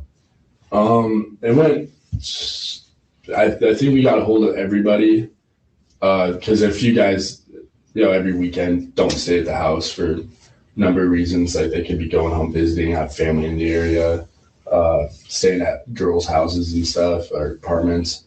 I think was the only guy we didn't get a hold of, and that's because he was with the people that found the bodies, or like was like there at the time, and I think he was down at the station. Okay. How do you guys document a head count? Or do you? We don't really document them. Okay, you guys, this to me is the most important part. One of the most important parts, if not the most important part. So listen to what he just said.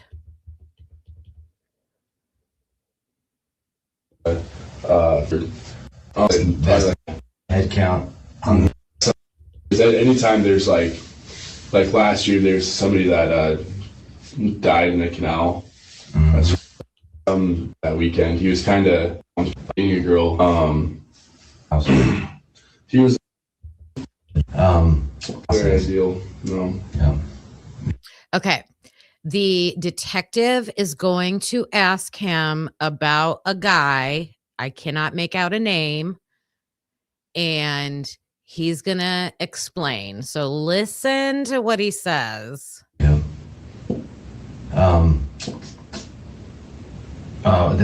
Somebody mentioned a gentleman named to us. Can you tell us who that might be?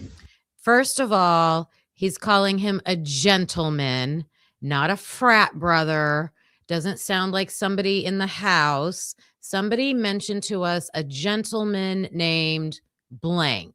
Can you tell us who that can be? Oh. Okay. Yeah. What's his role at the house? What's his role at the house? But he's going to say he's visiting. So he's visiting, but he has a role at the house. He was visiting that weekend. He was dating a girl that lived on a house we call it's like that kind of on, and yeah, he was like visiting that weekend. He was kind of the guy that kind of like called us, was like, hey, something bad happened at Xana's house. Can you? He's the guy that called us to tell us that something bad happened at the house. He's the guy. I knew there was something about that cabin guy. I knew there was something about this cabin guy. I think this is the cabin guy. He's saying he was visiting his girlfriend, and I'll have to go back to the report to double check. From my memory of the report, he's talking about this guy. They like went out to dinner in one town, then they went back to Moscow, and then they went to this cabin. I don't know. We'll look at that. I'm thinking this is the same person. So Mason is saying, well, first of all, the detectives ask about a gentleman. Mason says he's visiting his girlfriend. He's not visiting the fraternity. He's visiting his girlfriend. But yet this guy is the one that calls the fraternity that something happened. Like get a head count of the guys, make sure everyone's accounted for types of thing. Because at any time there's like last year, there's somebody that died in a canal. Last year, like a creek, Paradise Creek, actually. So we had to, we were working with the police. We had to get a head count and stuff. So that's something that we've done before, where we just kind of sprint through the house, like call a couple of guys, have them account for their pledge class, make sure that they can get a hold of everybody. You got it, Witchy. Somebody that died in a canal. I'm going to say around 1820, around the 18-20 minute mark. Right now I'm at the 19-23 minute mark and it's over. So in between there. Last year, like a creek, Paradise Creek, actually. So we had to, we were working with the police. We had to get a head count and stuff. So that's something that we've done before, where we just kind of sprint through the house, like call a couple of guys, have them account for their pledge class, make sure that they can get a hold of everybody. So you did a head count on the 13th? I think so, if that's the right day, if that's the Sunday. Yep. Do you know what time that would have been? Best like guess? 11 to 12. 11 to 12. How did that head count go?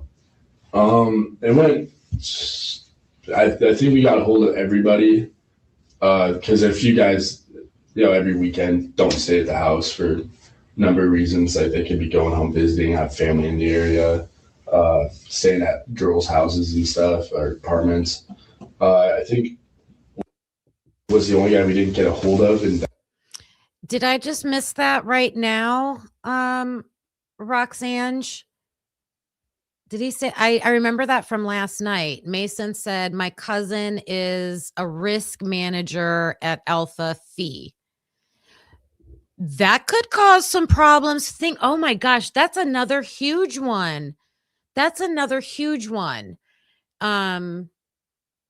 Do I need to rewind that here? Is that at this part? I must have zoned out. This is huge. Kaylee left the Alpha Phi sorority. The risk manager is in charge of like discipline and issues, things like that in the house. So Mason, he would get the details, right? If anything did happen. And Alpha Phi was on some kind of probation.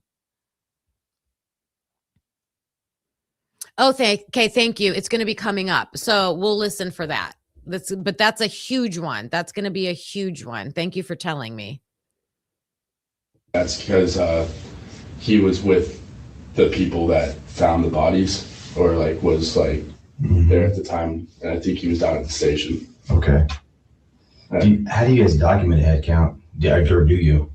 We don't really document them. It's more like George and I will go room to room, see if anyone's missing.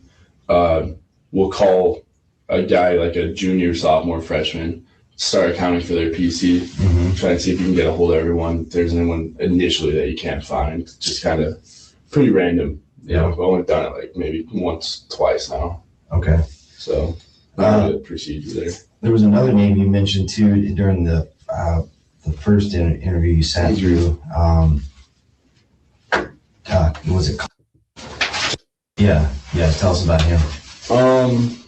He's again in my pledge class. Okay. Nice guy.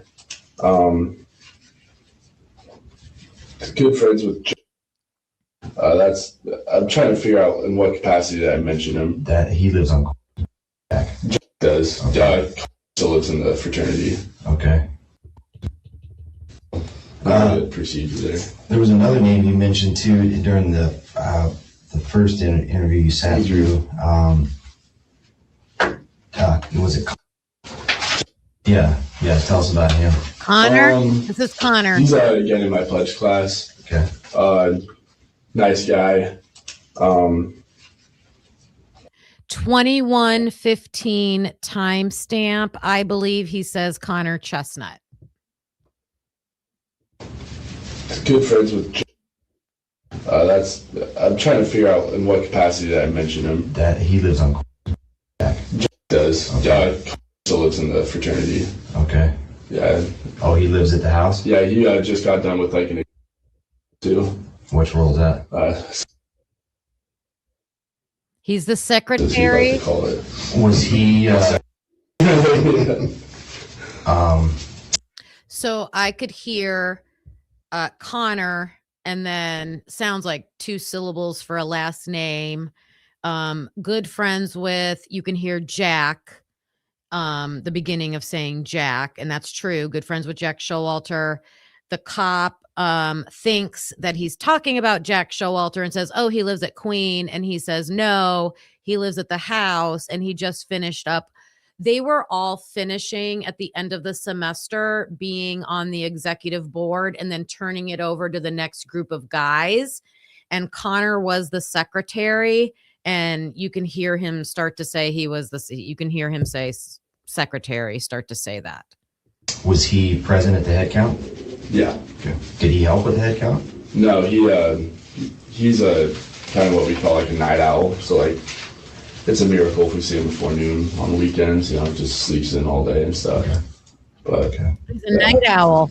I mean, yeah, and he's popped up on the university radar a couple times for altercations. What type of altercations? Got in a fight at the corner club one night. Then got in a fight at recently.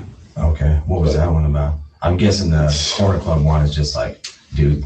Yeah, just talking shit. Yeah. I think in a parking lot. It was so weird. All of us were there, and none of us saw it or knew it happened or he was beefing with anybody. Just pretty random spur of the moment. What was the one at the event? That one, they're still kind of looking into the university. Again, This is totally random, but I was reading your comment, Witchy. A visiting person from out of town is the one telling everyone about the deaths. Did we hear? Mason said it was between 10 and 11. Did he say that it was earlier in the morning? Did I miss that? Did I miss the time? And then the other thing, this is crazy, just a thought, but what if this out of town visiting guy was visiting Brittany Fernandez? I don't know. I'm just trying to think of names. What if the out of town visiting guy is someone named Quinn? Who else is from out of town? What if the out of town visiting guy was someone whose name that starts with D? Who else could it be? Who would be out of town visiting that would call the Delts? See, this is why I think if I'm trying to connect this to the drug motive, who's this guy coming from out of town? Maybe he's the next level up. Maybe he's the plug. We heard Chris O'Flaherty say the plug, something like that. A big wig up higher than just these little people, college students that might be, selling or buying or using or whatever.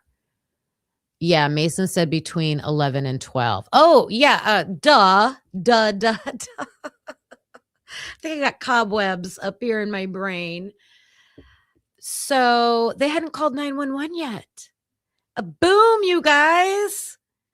Boom. They didn't call 911 yet. And some guy visiting his girlfriend is calling the Delta Tau Delta vice president and saying something happened at 1122 King Road. I mean, we already know that, or we're already suspecting that lots of college students knew because of Snapchats. So it could just be that.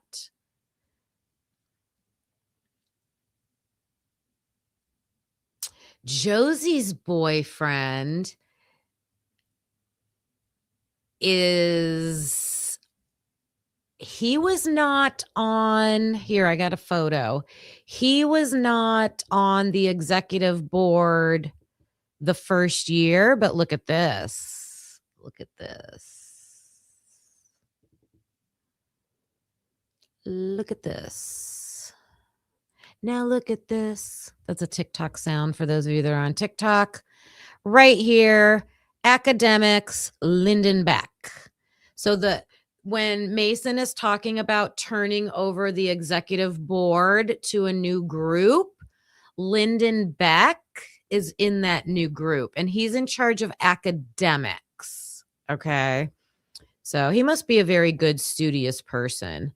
I don't know. I get vibes and gut feelings, and I just don't, I think Lyndon is one who I thought he was speaking honestly about that night, because some of what he said didn't match what Hunter Johnson said. I don't know. But I believe, let's see, which one? I think this guy right here at the end with the yellow golden tie, that's Lyndon. I believe. I think that's Lyndon.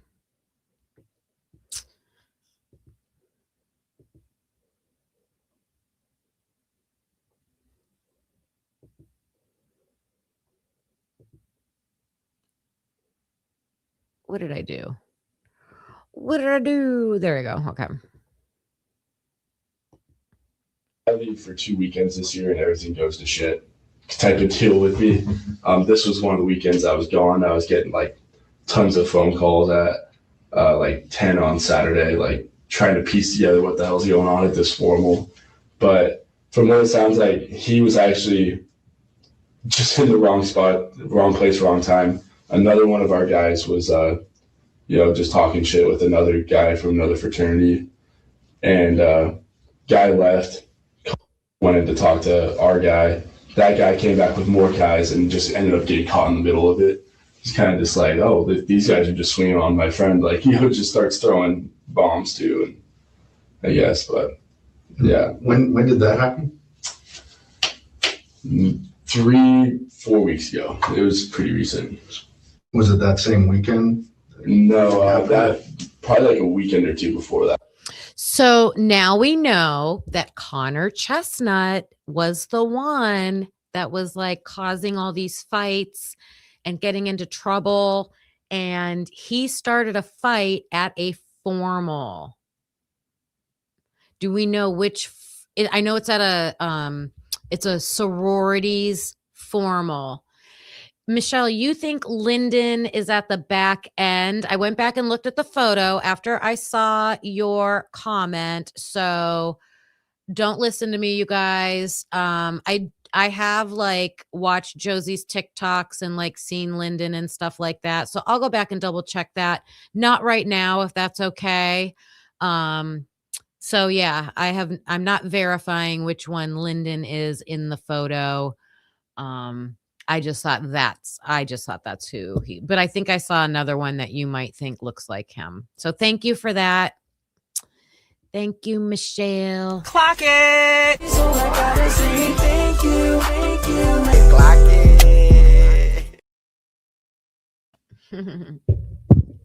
it.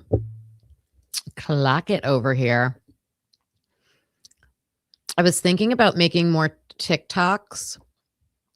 I haven't done them in a while. I do them sparingly, but I thought of really upping it. And then every time I start one, I'm going to go clock in. Or, all right, guys, it's time to clock it. Something like that. Hey, Kiss Me. Good to see you. Hi, Deb. You guys are missing out if you don't have TikTok. I love that app. I love it. I get so many recipes on there and they are fire. They are so good. Yep, you're missing out.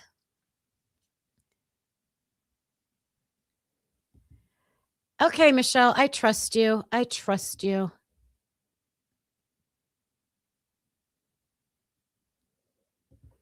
Aw, thanks, Rox Ange. Oh, yes. I am self-aware enough to know that I don't know everything. I know that. And I know that you guys know a lot, right? Yep. Sometimes maybe. I don't know. I don't know. Though. Okay. Yeah. Because like that was like, yeah, a big thing on my plate last few weeks before break. Okay. Yeah, like repercussions and talking to the university about, disciplinary action and stuff. So what type of repercussions would somebody be facing for stuff? Yeah, like anger management, probably like an alcohol class, fine, probably like apology letters to event center, to the AFEs. I mean, this is pretty much what I recommended to the university is like what we do on our end, like hold them accountable for apologizing to that fraternity, to that member specifically. I think that is insane that he's recommending to the university what they should do for consequences for Connor Chestnut. Make sure that they, meet face to face, they shake hands on it and stuff. And, that's also like seen by their and stuff. And, just making sure that it ends there, that, that doesn't spread.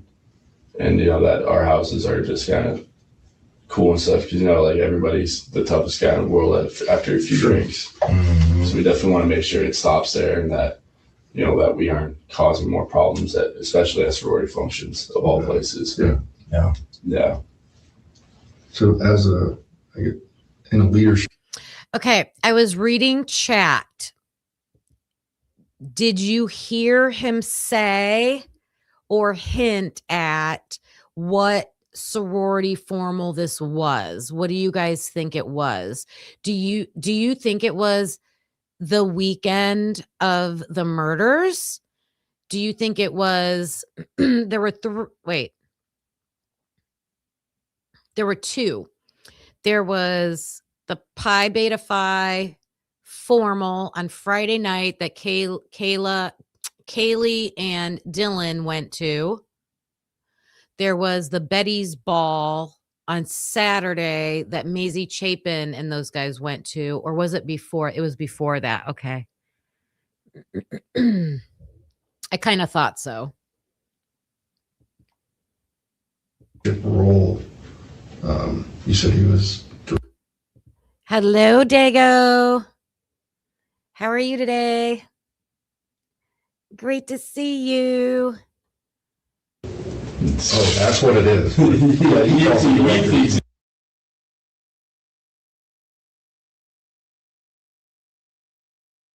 I was not slapping during on that. No way. Yeah.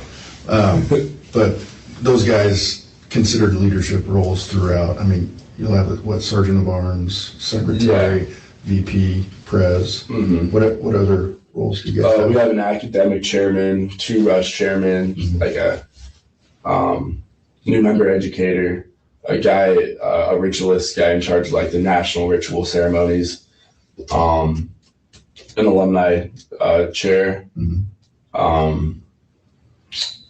Dude, that's it for the most part as far as our stuff goes. Okay. So those guys are like the executive.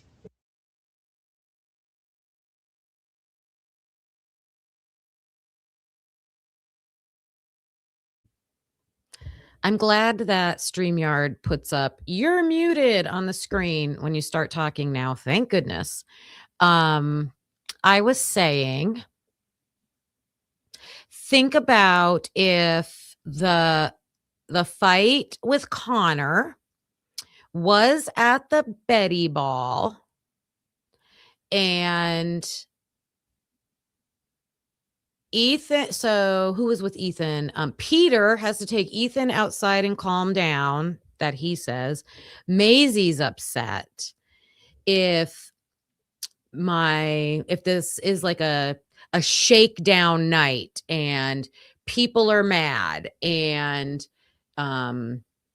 something's going on with Ethan, and Connor is at that formal and they have a run-in. I don't know, but we've got Connor, we've got Jack Showalter, we've got Mason, we've got some gentleman out of town visitor staying in a cabin who's calling the Delts before they called 911 saying something happened at the house. Do a head count. Weird. It's all weird.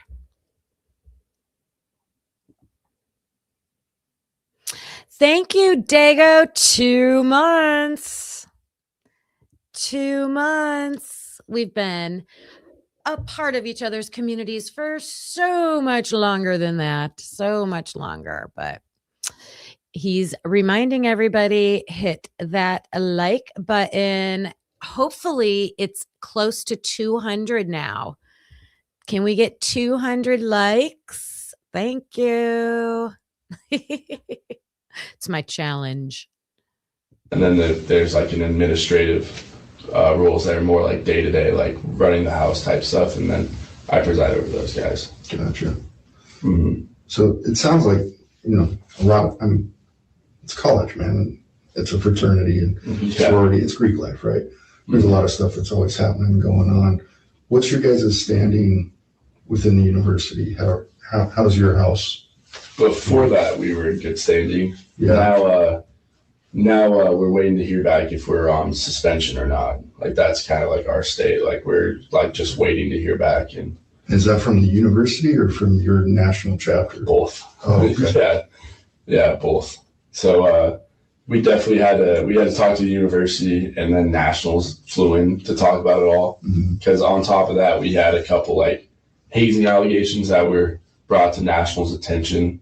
So, we had to answer those questions and answer questions about the formal incident and just like what we knew about that, like what the hell happened or how we plan on, just like our process for like discipline and stuff.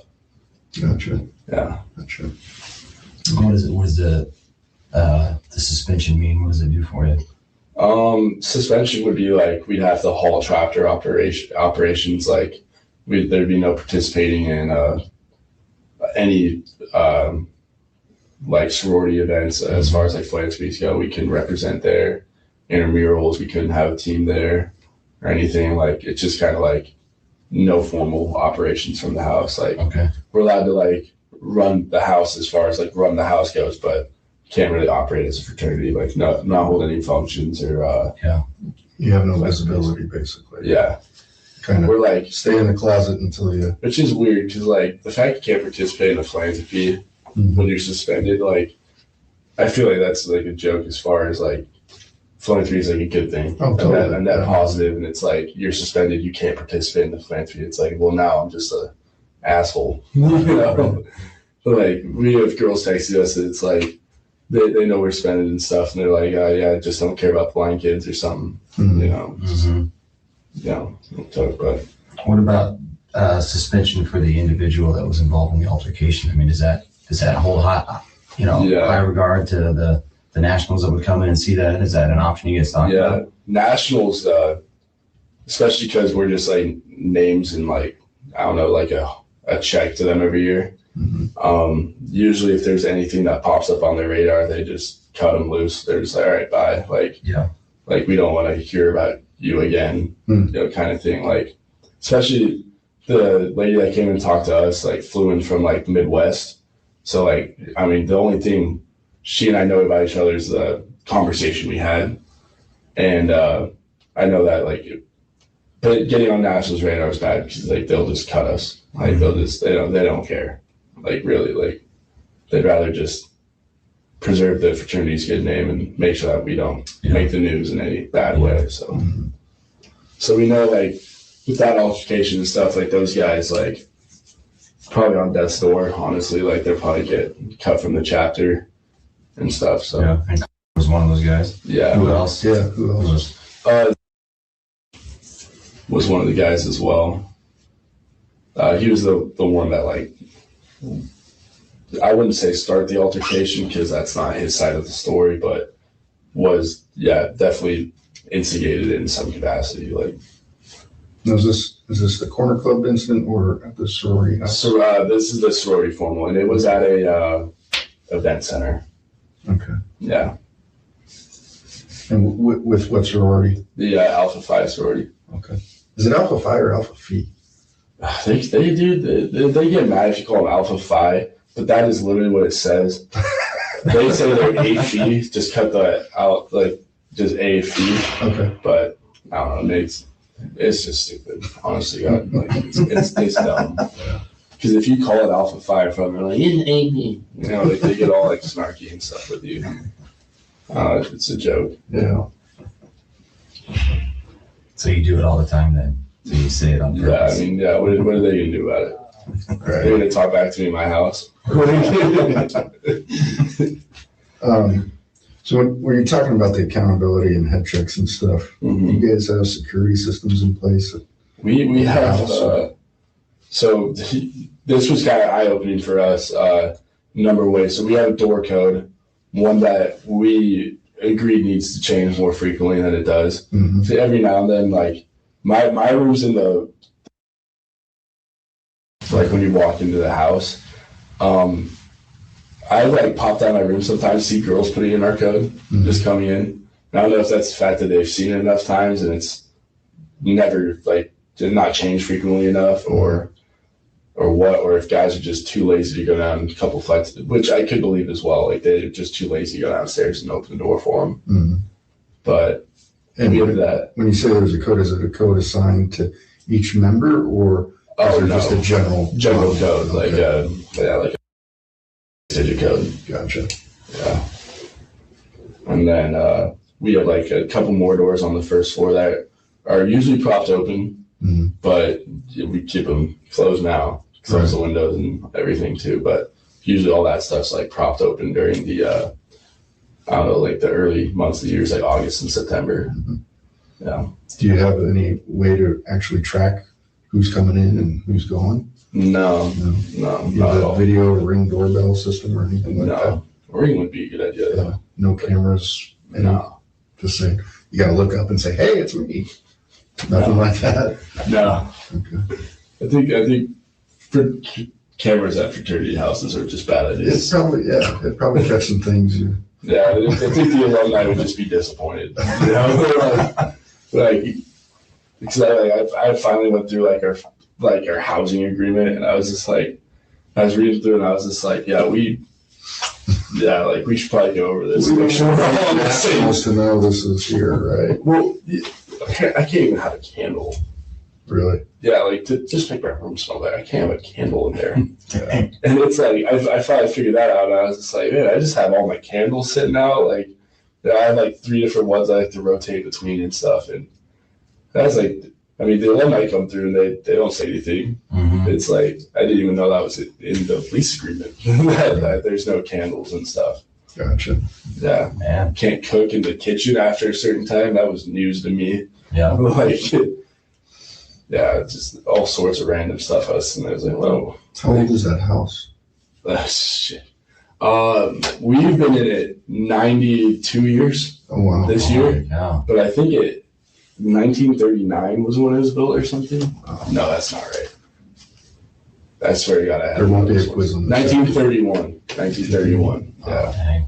So yeah, we're coming up on the 100 years. Like, I think it's like our freshmen will be like the 100 seniors. Gotcha. Like they'll be like the 100-year seniors or something like that. Or yeah.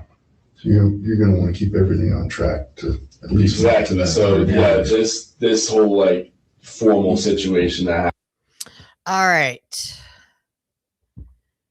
Witchy said stop, and I also wanted to stop it. So I saw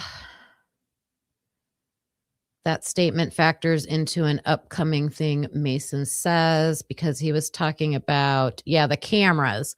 Yeah, no cameras on fraternities, because that'd be a bad idea, right? They're talking about, and that's, I mean, I think we all think that,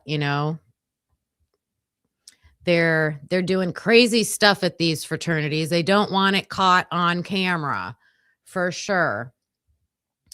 Rochelle, this is, wait, was it this one? Not that one. This one. Okay. So tell me in the chat, Rochelle, what, are you talking about a sorority or a fraternity that had a formal the night that Hudson died? So Mason said that the fight that Connor got into at the formal, and there was another guy involved, but he said the other guy was saying it was Connor's fault, not his fault. And I feel like I know the name of the other guy, and I can't think.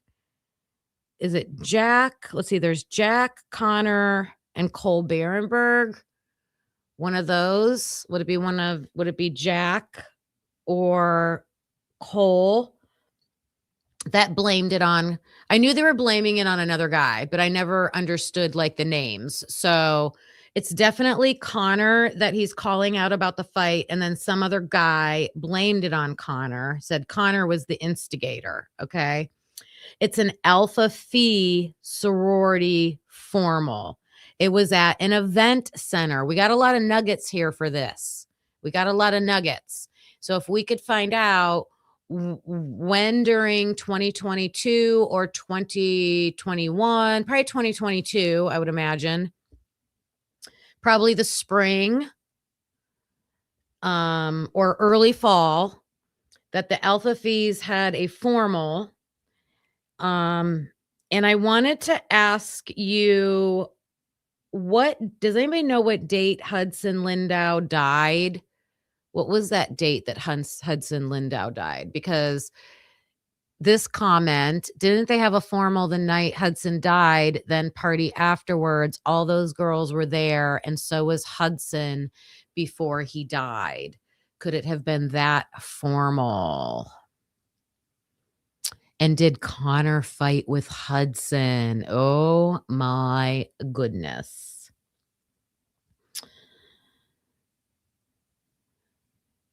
Who's they?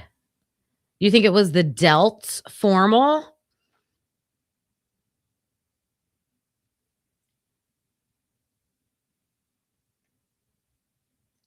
Yeah. Let's see. Newest comments. Did they get nervous with all the questions and knowing that Mason handed over his phone to the cops? Of course. He did not want to turn over that phone. We got to figure that out, Stoner.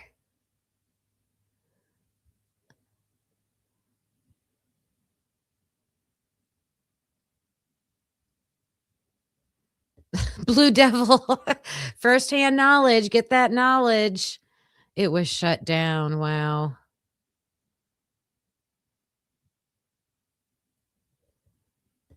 True. Hudson left their house from the party after the formal. Oh, I never dug that. That's something I need to dig into. I've never covered Hudson Lindau, so I'll have to plan that. So all of you out there that already have information about him, if you'd want to share that with me, you can email me, or we can maybe we'll start a little file in our Discord for Hudson Lindau too. Hudson's date of death, April 30th, 2022. See, I knew it would probably be the spring. Thank you. April 30th, 2022.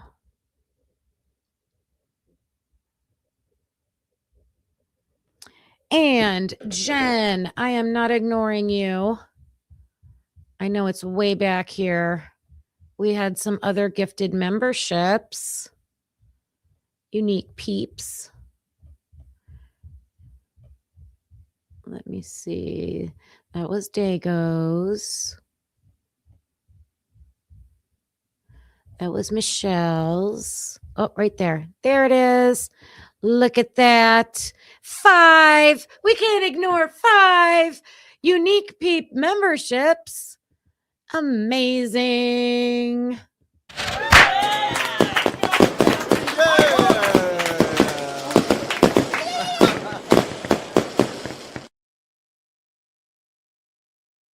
And the people that got those, it's going to be way, oh no, is it not going to show me? Okay, get that off. Continue. No. Let me see if I can't find it real quick.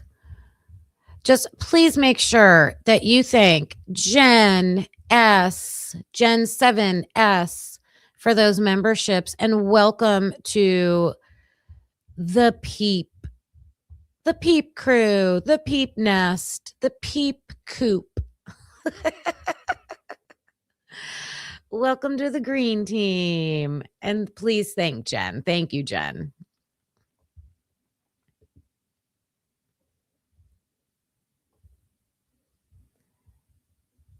All right. Trying to keep up with these comments. Down at the bottom. Down to the bottom. Welcome in, peeps. One thing I do know about Hudson Lindau is that he was a really good swimmer, and I do not think he drowned in that creek. But I got to look into that.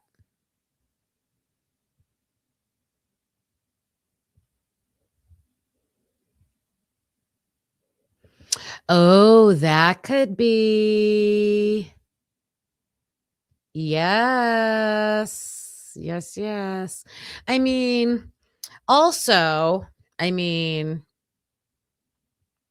if you know, it can be true that the temperature got down to like 20, that it really did get as freezing as it did, and maybe you can make it so it bursts. I don't know. I've never tried to do that on purpose. Having a burst pipe is a pain in the butt. Yeah. All right, let's keep going. Happened, and then the hazing allegations that came on top of it, not looking good there. Especially the fact that if we do get put on suspension, however long that is, that duration is usually a 1 strike and you're out kind of thing. Yeah. As far as from the chapter's perspective, if the chapter messes up anyway, individual conduct is still 1 strike, you're out too. We had guys, we were suspended my freshman year, moved into the house, found out I was suspended. Something I would have wanted to hear during recruitment. Right. But hey, by the way, we're actually suspended. It's cool. Yeah. Signed the bid already. Right. Signed the lease agreement, whatever. This is not a funny conversation. This should not be a funny conversation. Your fraternity is in trouble. Someone in your fraternity is in trouble, for fighting.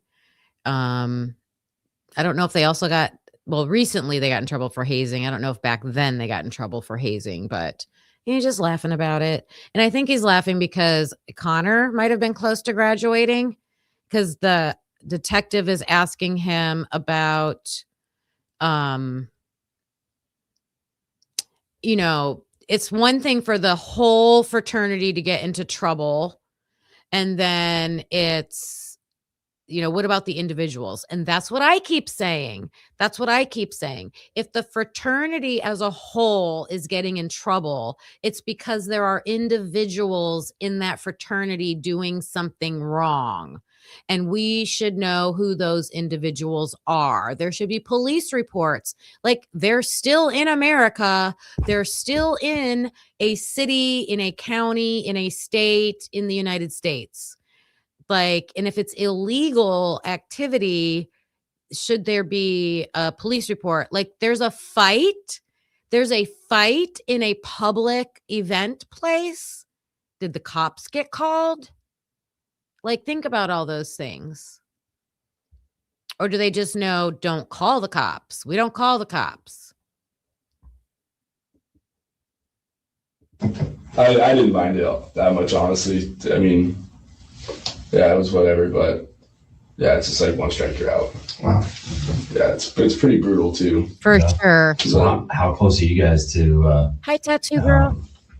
just kicking out then for that and just maybe saving face Yeah. with the Nationals? I mean, they definitely have bias from executive board because, and with both him and being in the house 4 years, they're on their way out this spring and stuff. Brian Todd, that's interesting. Do you have the name of that student? See, you guys have so much information. Yeah, I mean, they definitely get personal bias from like me and George. And we agreed that the two of them need to calm down. Like, we don't want to see them coming out with us for a while. Hey, Queen of Jokers, coming in green, reminding everybody to hit the like and subscribe. Thank you. Thank you. Good to see you. Said that they need to reach out, apologize to the girls. And then George and I, we went and talked to the AFI president and their risk management team and stuff. Kind of got their read on the situation. Then we kind of like came up with like a compromise with them. And they apologized to the girls. And then George and I, we went and talked to the AFI president and their risk management team and stuff. Kind of got their read on the situation. Oh, listen to that. Mason and George, the president, they went to the Alpha Phi house and they spoke to their executive board, and his cousin is one of the risk managers. I bet they were pretty cooperative. I bet they were able to figure it out together. Then we kind of like came up with like a compromise with them because like we're really close with their sorority, and so yeah, I don't know, the whole thing's like fucked. Okay, like I could go in for like an hour on how stupid this whole thing is with them. And I'm sorry, I think I missed it. Yeah, Xana, which house or? So, I mean, we really do need to think about this. This is something we need to vet out. If Caden died in April of 2022, we need to find out when was there an Alpha Phi formal in 2022. Was there one around that time? Do they line up? I know we were just commenting on that, Queen of Jokers, like inappropriate. Sorry, was she in? she was a Pi Phi, so I have Wait, who's a Pi Phi? yeah. Xana, Oh, Sam. I could go in for like an hour on how stupid this whole thing is with them. and I'm sorry, I think I missed it. Yeah, Xana, which house or sorority was she in? she was a Pi Phi, so like so yeah, I don't know, the whole thing's like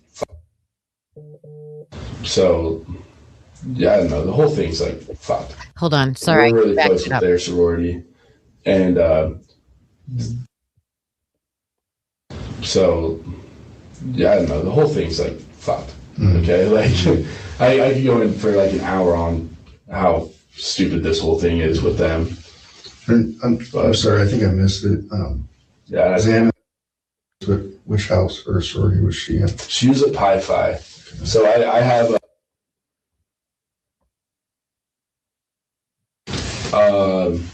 don't really talk to one of them, just kind of had to check a box at that house. But my other one would be, and she hosted the thing on Saturday. Okay. There's something here. There's something here. He was talking about the fight at the Alpha Phi formal. And then he's like, the whole situation, you know, is effed. And they seem to be talking about Xana. So was he talking about sororities not getting along? Like there's some big, like, is it the Pi Beta Phis and the Alpha Phis not getting along? I'm just speculating. I don't know because we can't hear all of this. And then now he's talking about don't really talk to one of them, just kind of had to check a box. Oh, now he's talking about his littles. And this is not the way, from my understanding, that this is supposed to work. From what I have heard from other interviews, when they're talking about choosing a little, that it's someone that you're close to, right? Like a good friend, someone, it's supposed to be like a brother-sister relationship, right? That you would make your little. If my theory is correct, Mason possibly has a little that he hardly even knows this girl. He said he never talks to her, but is there another reason why? Was he told to pick that person? Like you have to have this person as your little? Like, why even have I thought you're supposed to have an extra special family bond with your bigs and littles. Like you're more connected. You're very close with them.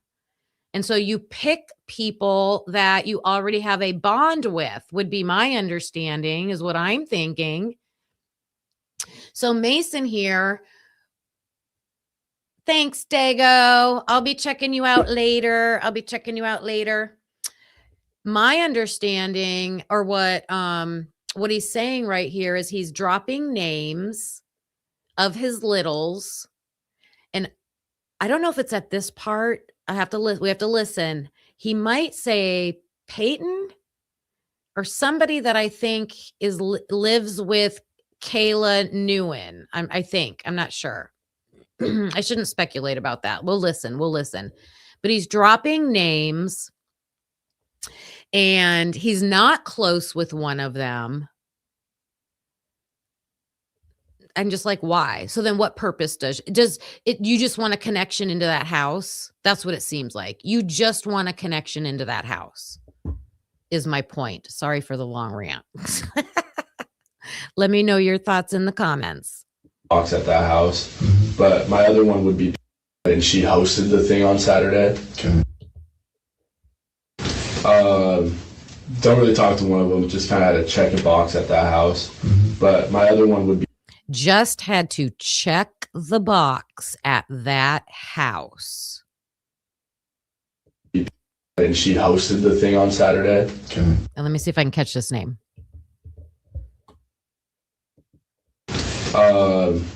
Don't really talk to one of them, just kind of had to check a box at that house. But my other one would be, and she hosted the thing on Saturday. The football pregame was at her apartment. Oh, I think it didn't. Now I feel like he's talking about Kayla Newen's apartment, but I don't think he was saying Kayla. For some reason, I'm thinking it starts with a P. So I'm wondering if in the book, while we listen to this, I will look in the book and see if we can get Kayla Newen's roommates' names. Unless one of you already know. You probably do. So her wife's apartment. Yeah. Okay. So it's not the Whites family, it's just known as the Whites apartments. Big ugly ass white buildings are Okay, gotcha. more like a cream colored dirt now because they haven't been painted in Right. a century. But yeah, those are my two littles. And then I have another one named Kaya, but I don't really see her. Only with like events with her sorority, really. Okay. And which house is she with? Gamma Phi. Okay. And is an AFI. AFI too. Yeah, so like when all this like AFI formal stuff went down, I was working with my cousin is an AFI risk manager, and then they're Okay. and risk management is pretty much like trying to put out a fire with a spray bottle. Sure. It's impossible. Yeah. It's gonna happen every time. It's just just trying to have somebody like scary, somebody that can ruffle feathers as your sergeant at arms, VP, and risk managers. Right. That way, it keeps people in check. Yeah. You don't. Like, I don't know. I get pretty riled up sometimes. I can just start, yelling and stuff, and not very physically imposing, but Getting you ready. It sounds like they're getting you ready though for getting out into the workforce. Somewhere where you can maybe take charge or try to put those fires out with. Yeah, I hope so. I mean, spray bottle. Yeah, I mean, fraternities are just so different in that capacity. I had an internship over the summer, so I definitely had like a rough adjustment back. Just being a civilized man all summer and coming back into the doghouse, as I call it, just having to reacquaint myself with, I got too polite over the summer and stuff. Where was your internship?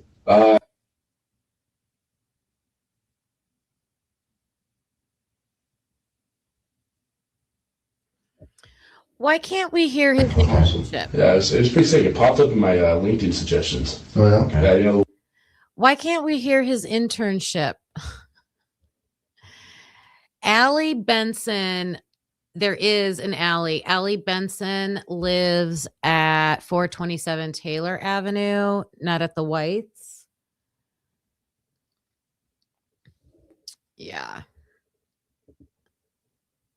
ones that just suggest you fill out an application. It's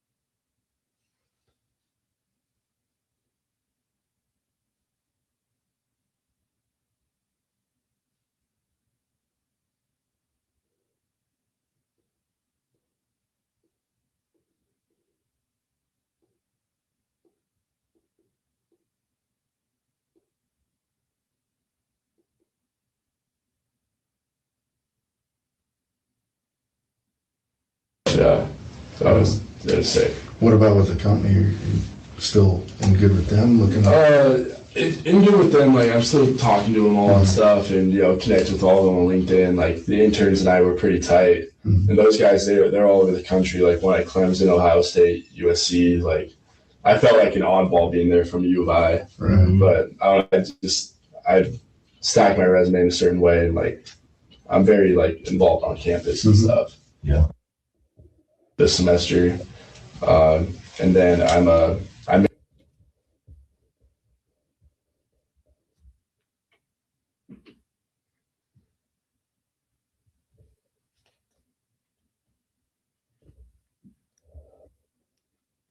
just try and flex that as much and see what I can get. You got some good.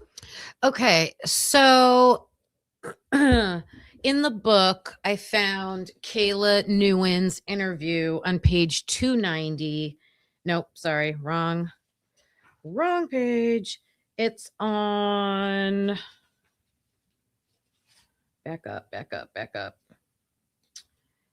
289. Yeah, 289. And she doesn't say roommates. She says her friends, Peyton Campbell and Grace.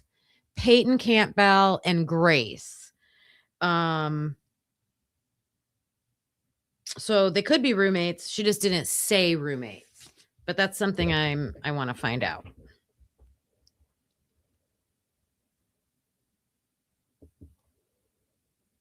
Goals, you get a vision where you want.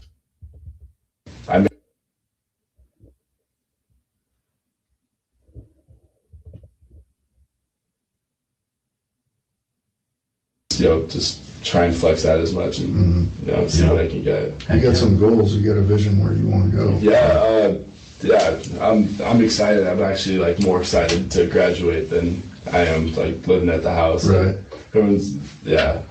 I'm kind of over the whole Greek life thing now. I'm like, okay, I need to become a bit more civilized. Like, see the future. Yeah. Those glory days are in the past. Yeah, it's time to move on. Yeah. I'm ready for that next step too. Totally. Yeah. Well, let me ask you this then. Man, we'd like to make sure you're covered through this, right? Mm-hmm. To get all your information to make sure that what you're telling us checks out. Okay. Yeah. And one of the questions I have for you is if you'll give us your phone so we can download the contents of it, so we can see if there are any messages from Xana on there or Kaylee or anything that's going to help us. Is that something you'd be willing to do? Download what exactly? So what they do. That needs to be clipped. Download what exactly? Download what? You want to do what? To my phone? Here's some dates. Nana Cal Hudson died in 2022, and the 4 from 1122. And Caden died in 2023. Oh, you're saying Hudson and the Idaho 4 1122 victims, they died in 2022. Yes, and Caden died in 2023. Yes.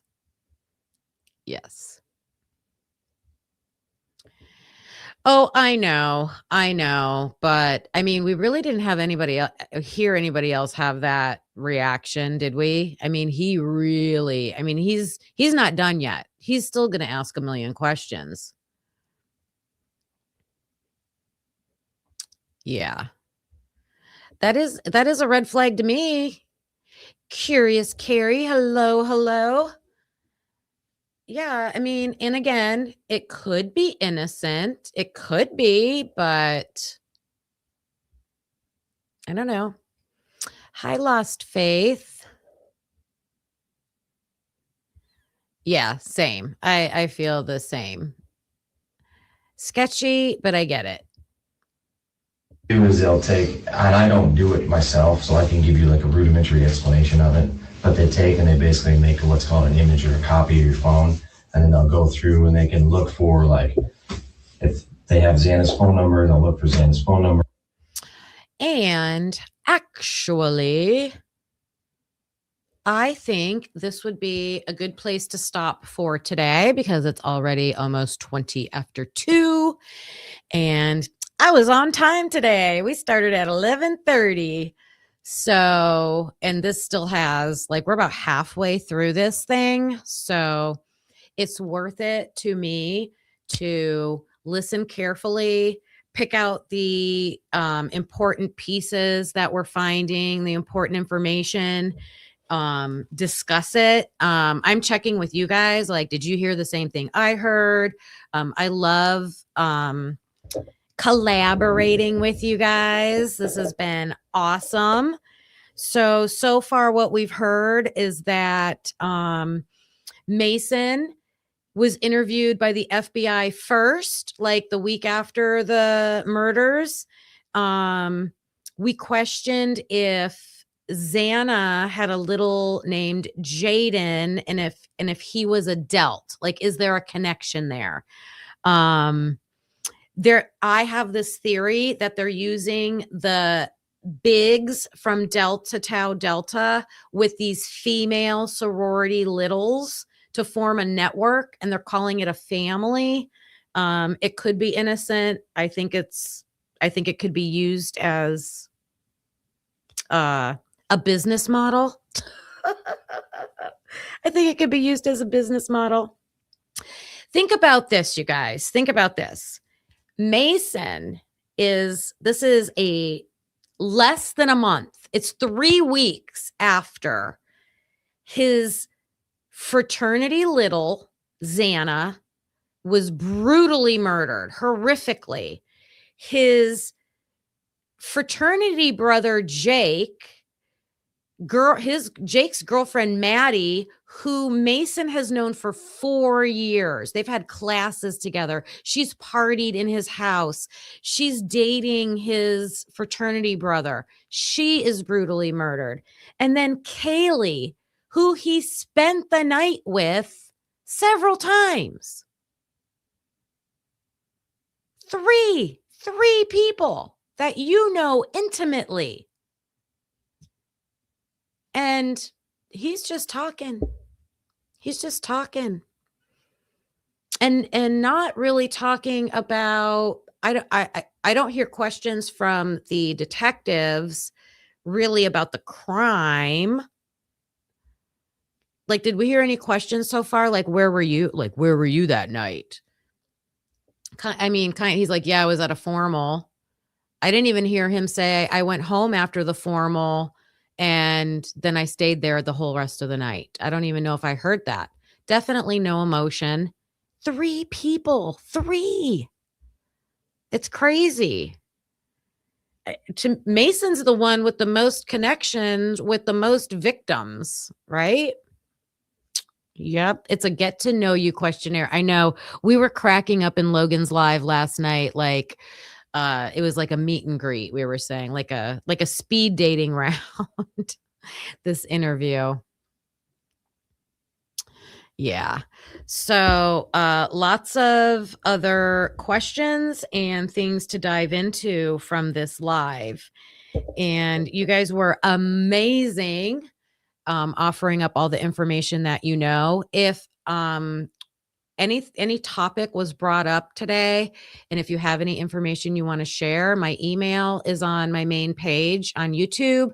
The Discord link should still be pinned, I think. Come on over to Discord and join us. And I'm gonna clock out for now. And just say a huge thank you to the mods in here. You're just so welcoming, and I know everybody loves you guys.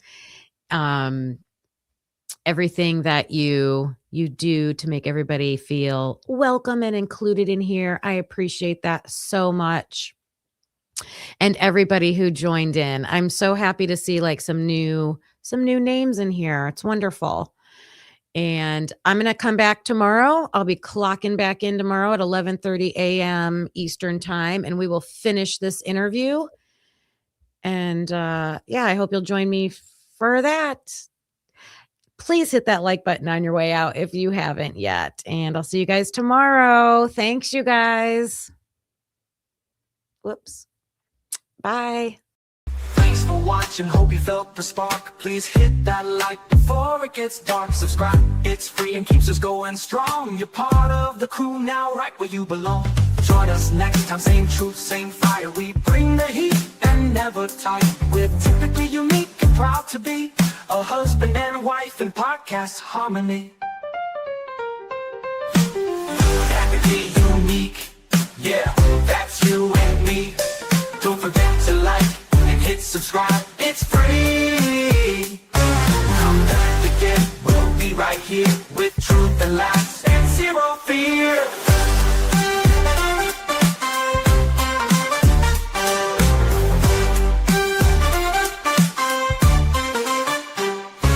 We don't always agree, but that's the show. One love, two minds, letting it flow. We dig deep with crack jokes, we call it like we see. If that's your vibe, you belong here with me. We don't always agree, but that's the show. One love, two minds, letting it flow. We dig deep with crack jokes, we call it like we see. If that's your vibe, you belong here with me. We don't always agree, but you felt the spark. Please hit that like before it gets dark. We dig deep with crack jokes, we call it like we see. If that's your vibe, you belong here with me. Thanks for watching, hope you felt the spark. Please hit that like before it gets dark. Please hit that like before it gets dark. It's free, it keeps us going strong. You're part of the crew, now right where you belong. Join us next time, same truth, same fire. We bring the heat and never tire. We're typically unique and proud to be a husband and wife and proud to be a husband and a wife in podcast harmony. Yeah, that's you and me, that's you and me. Don't forget to like, hit subscribe, it's free. Come back again, we'll be right here with truth and laughs and zero fear.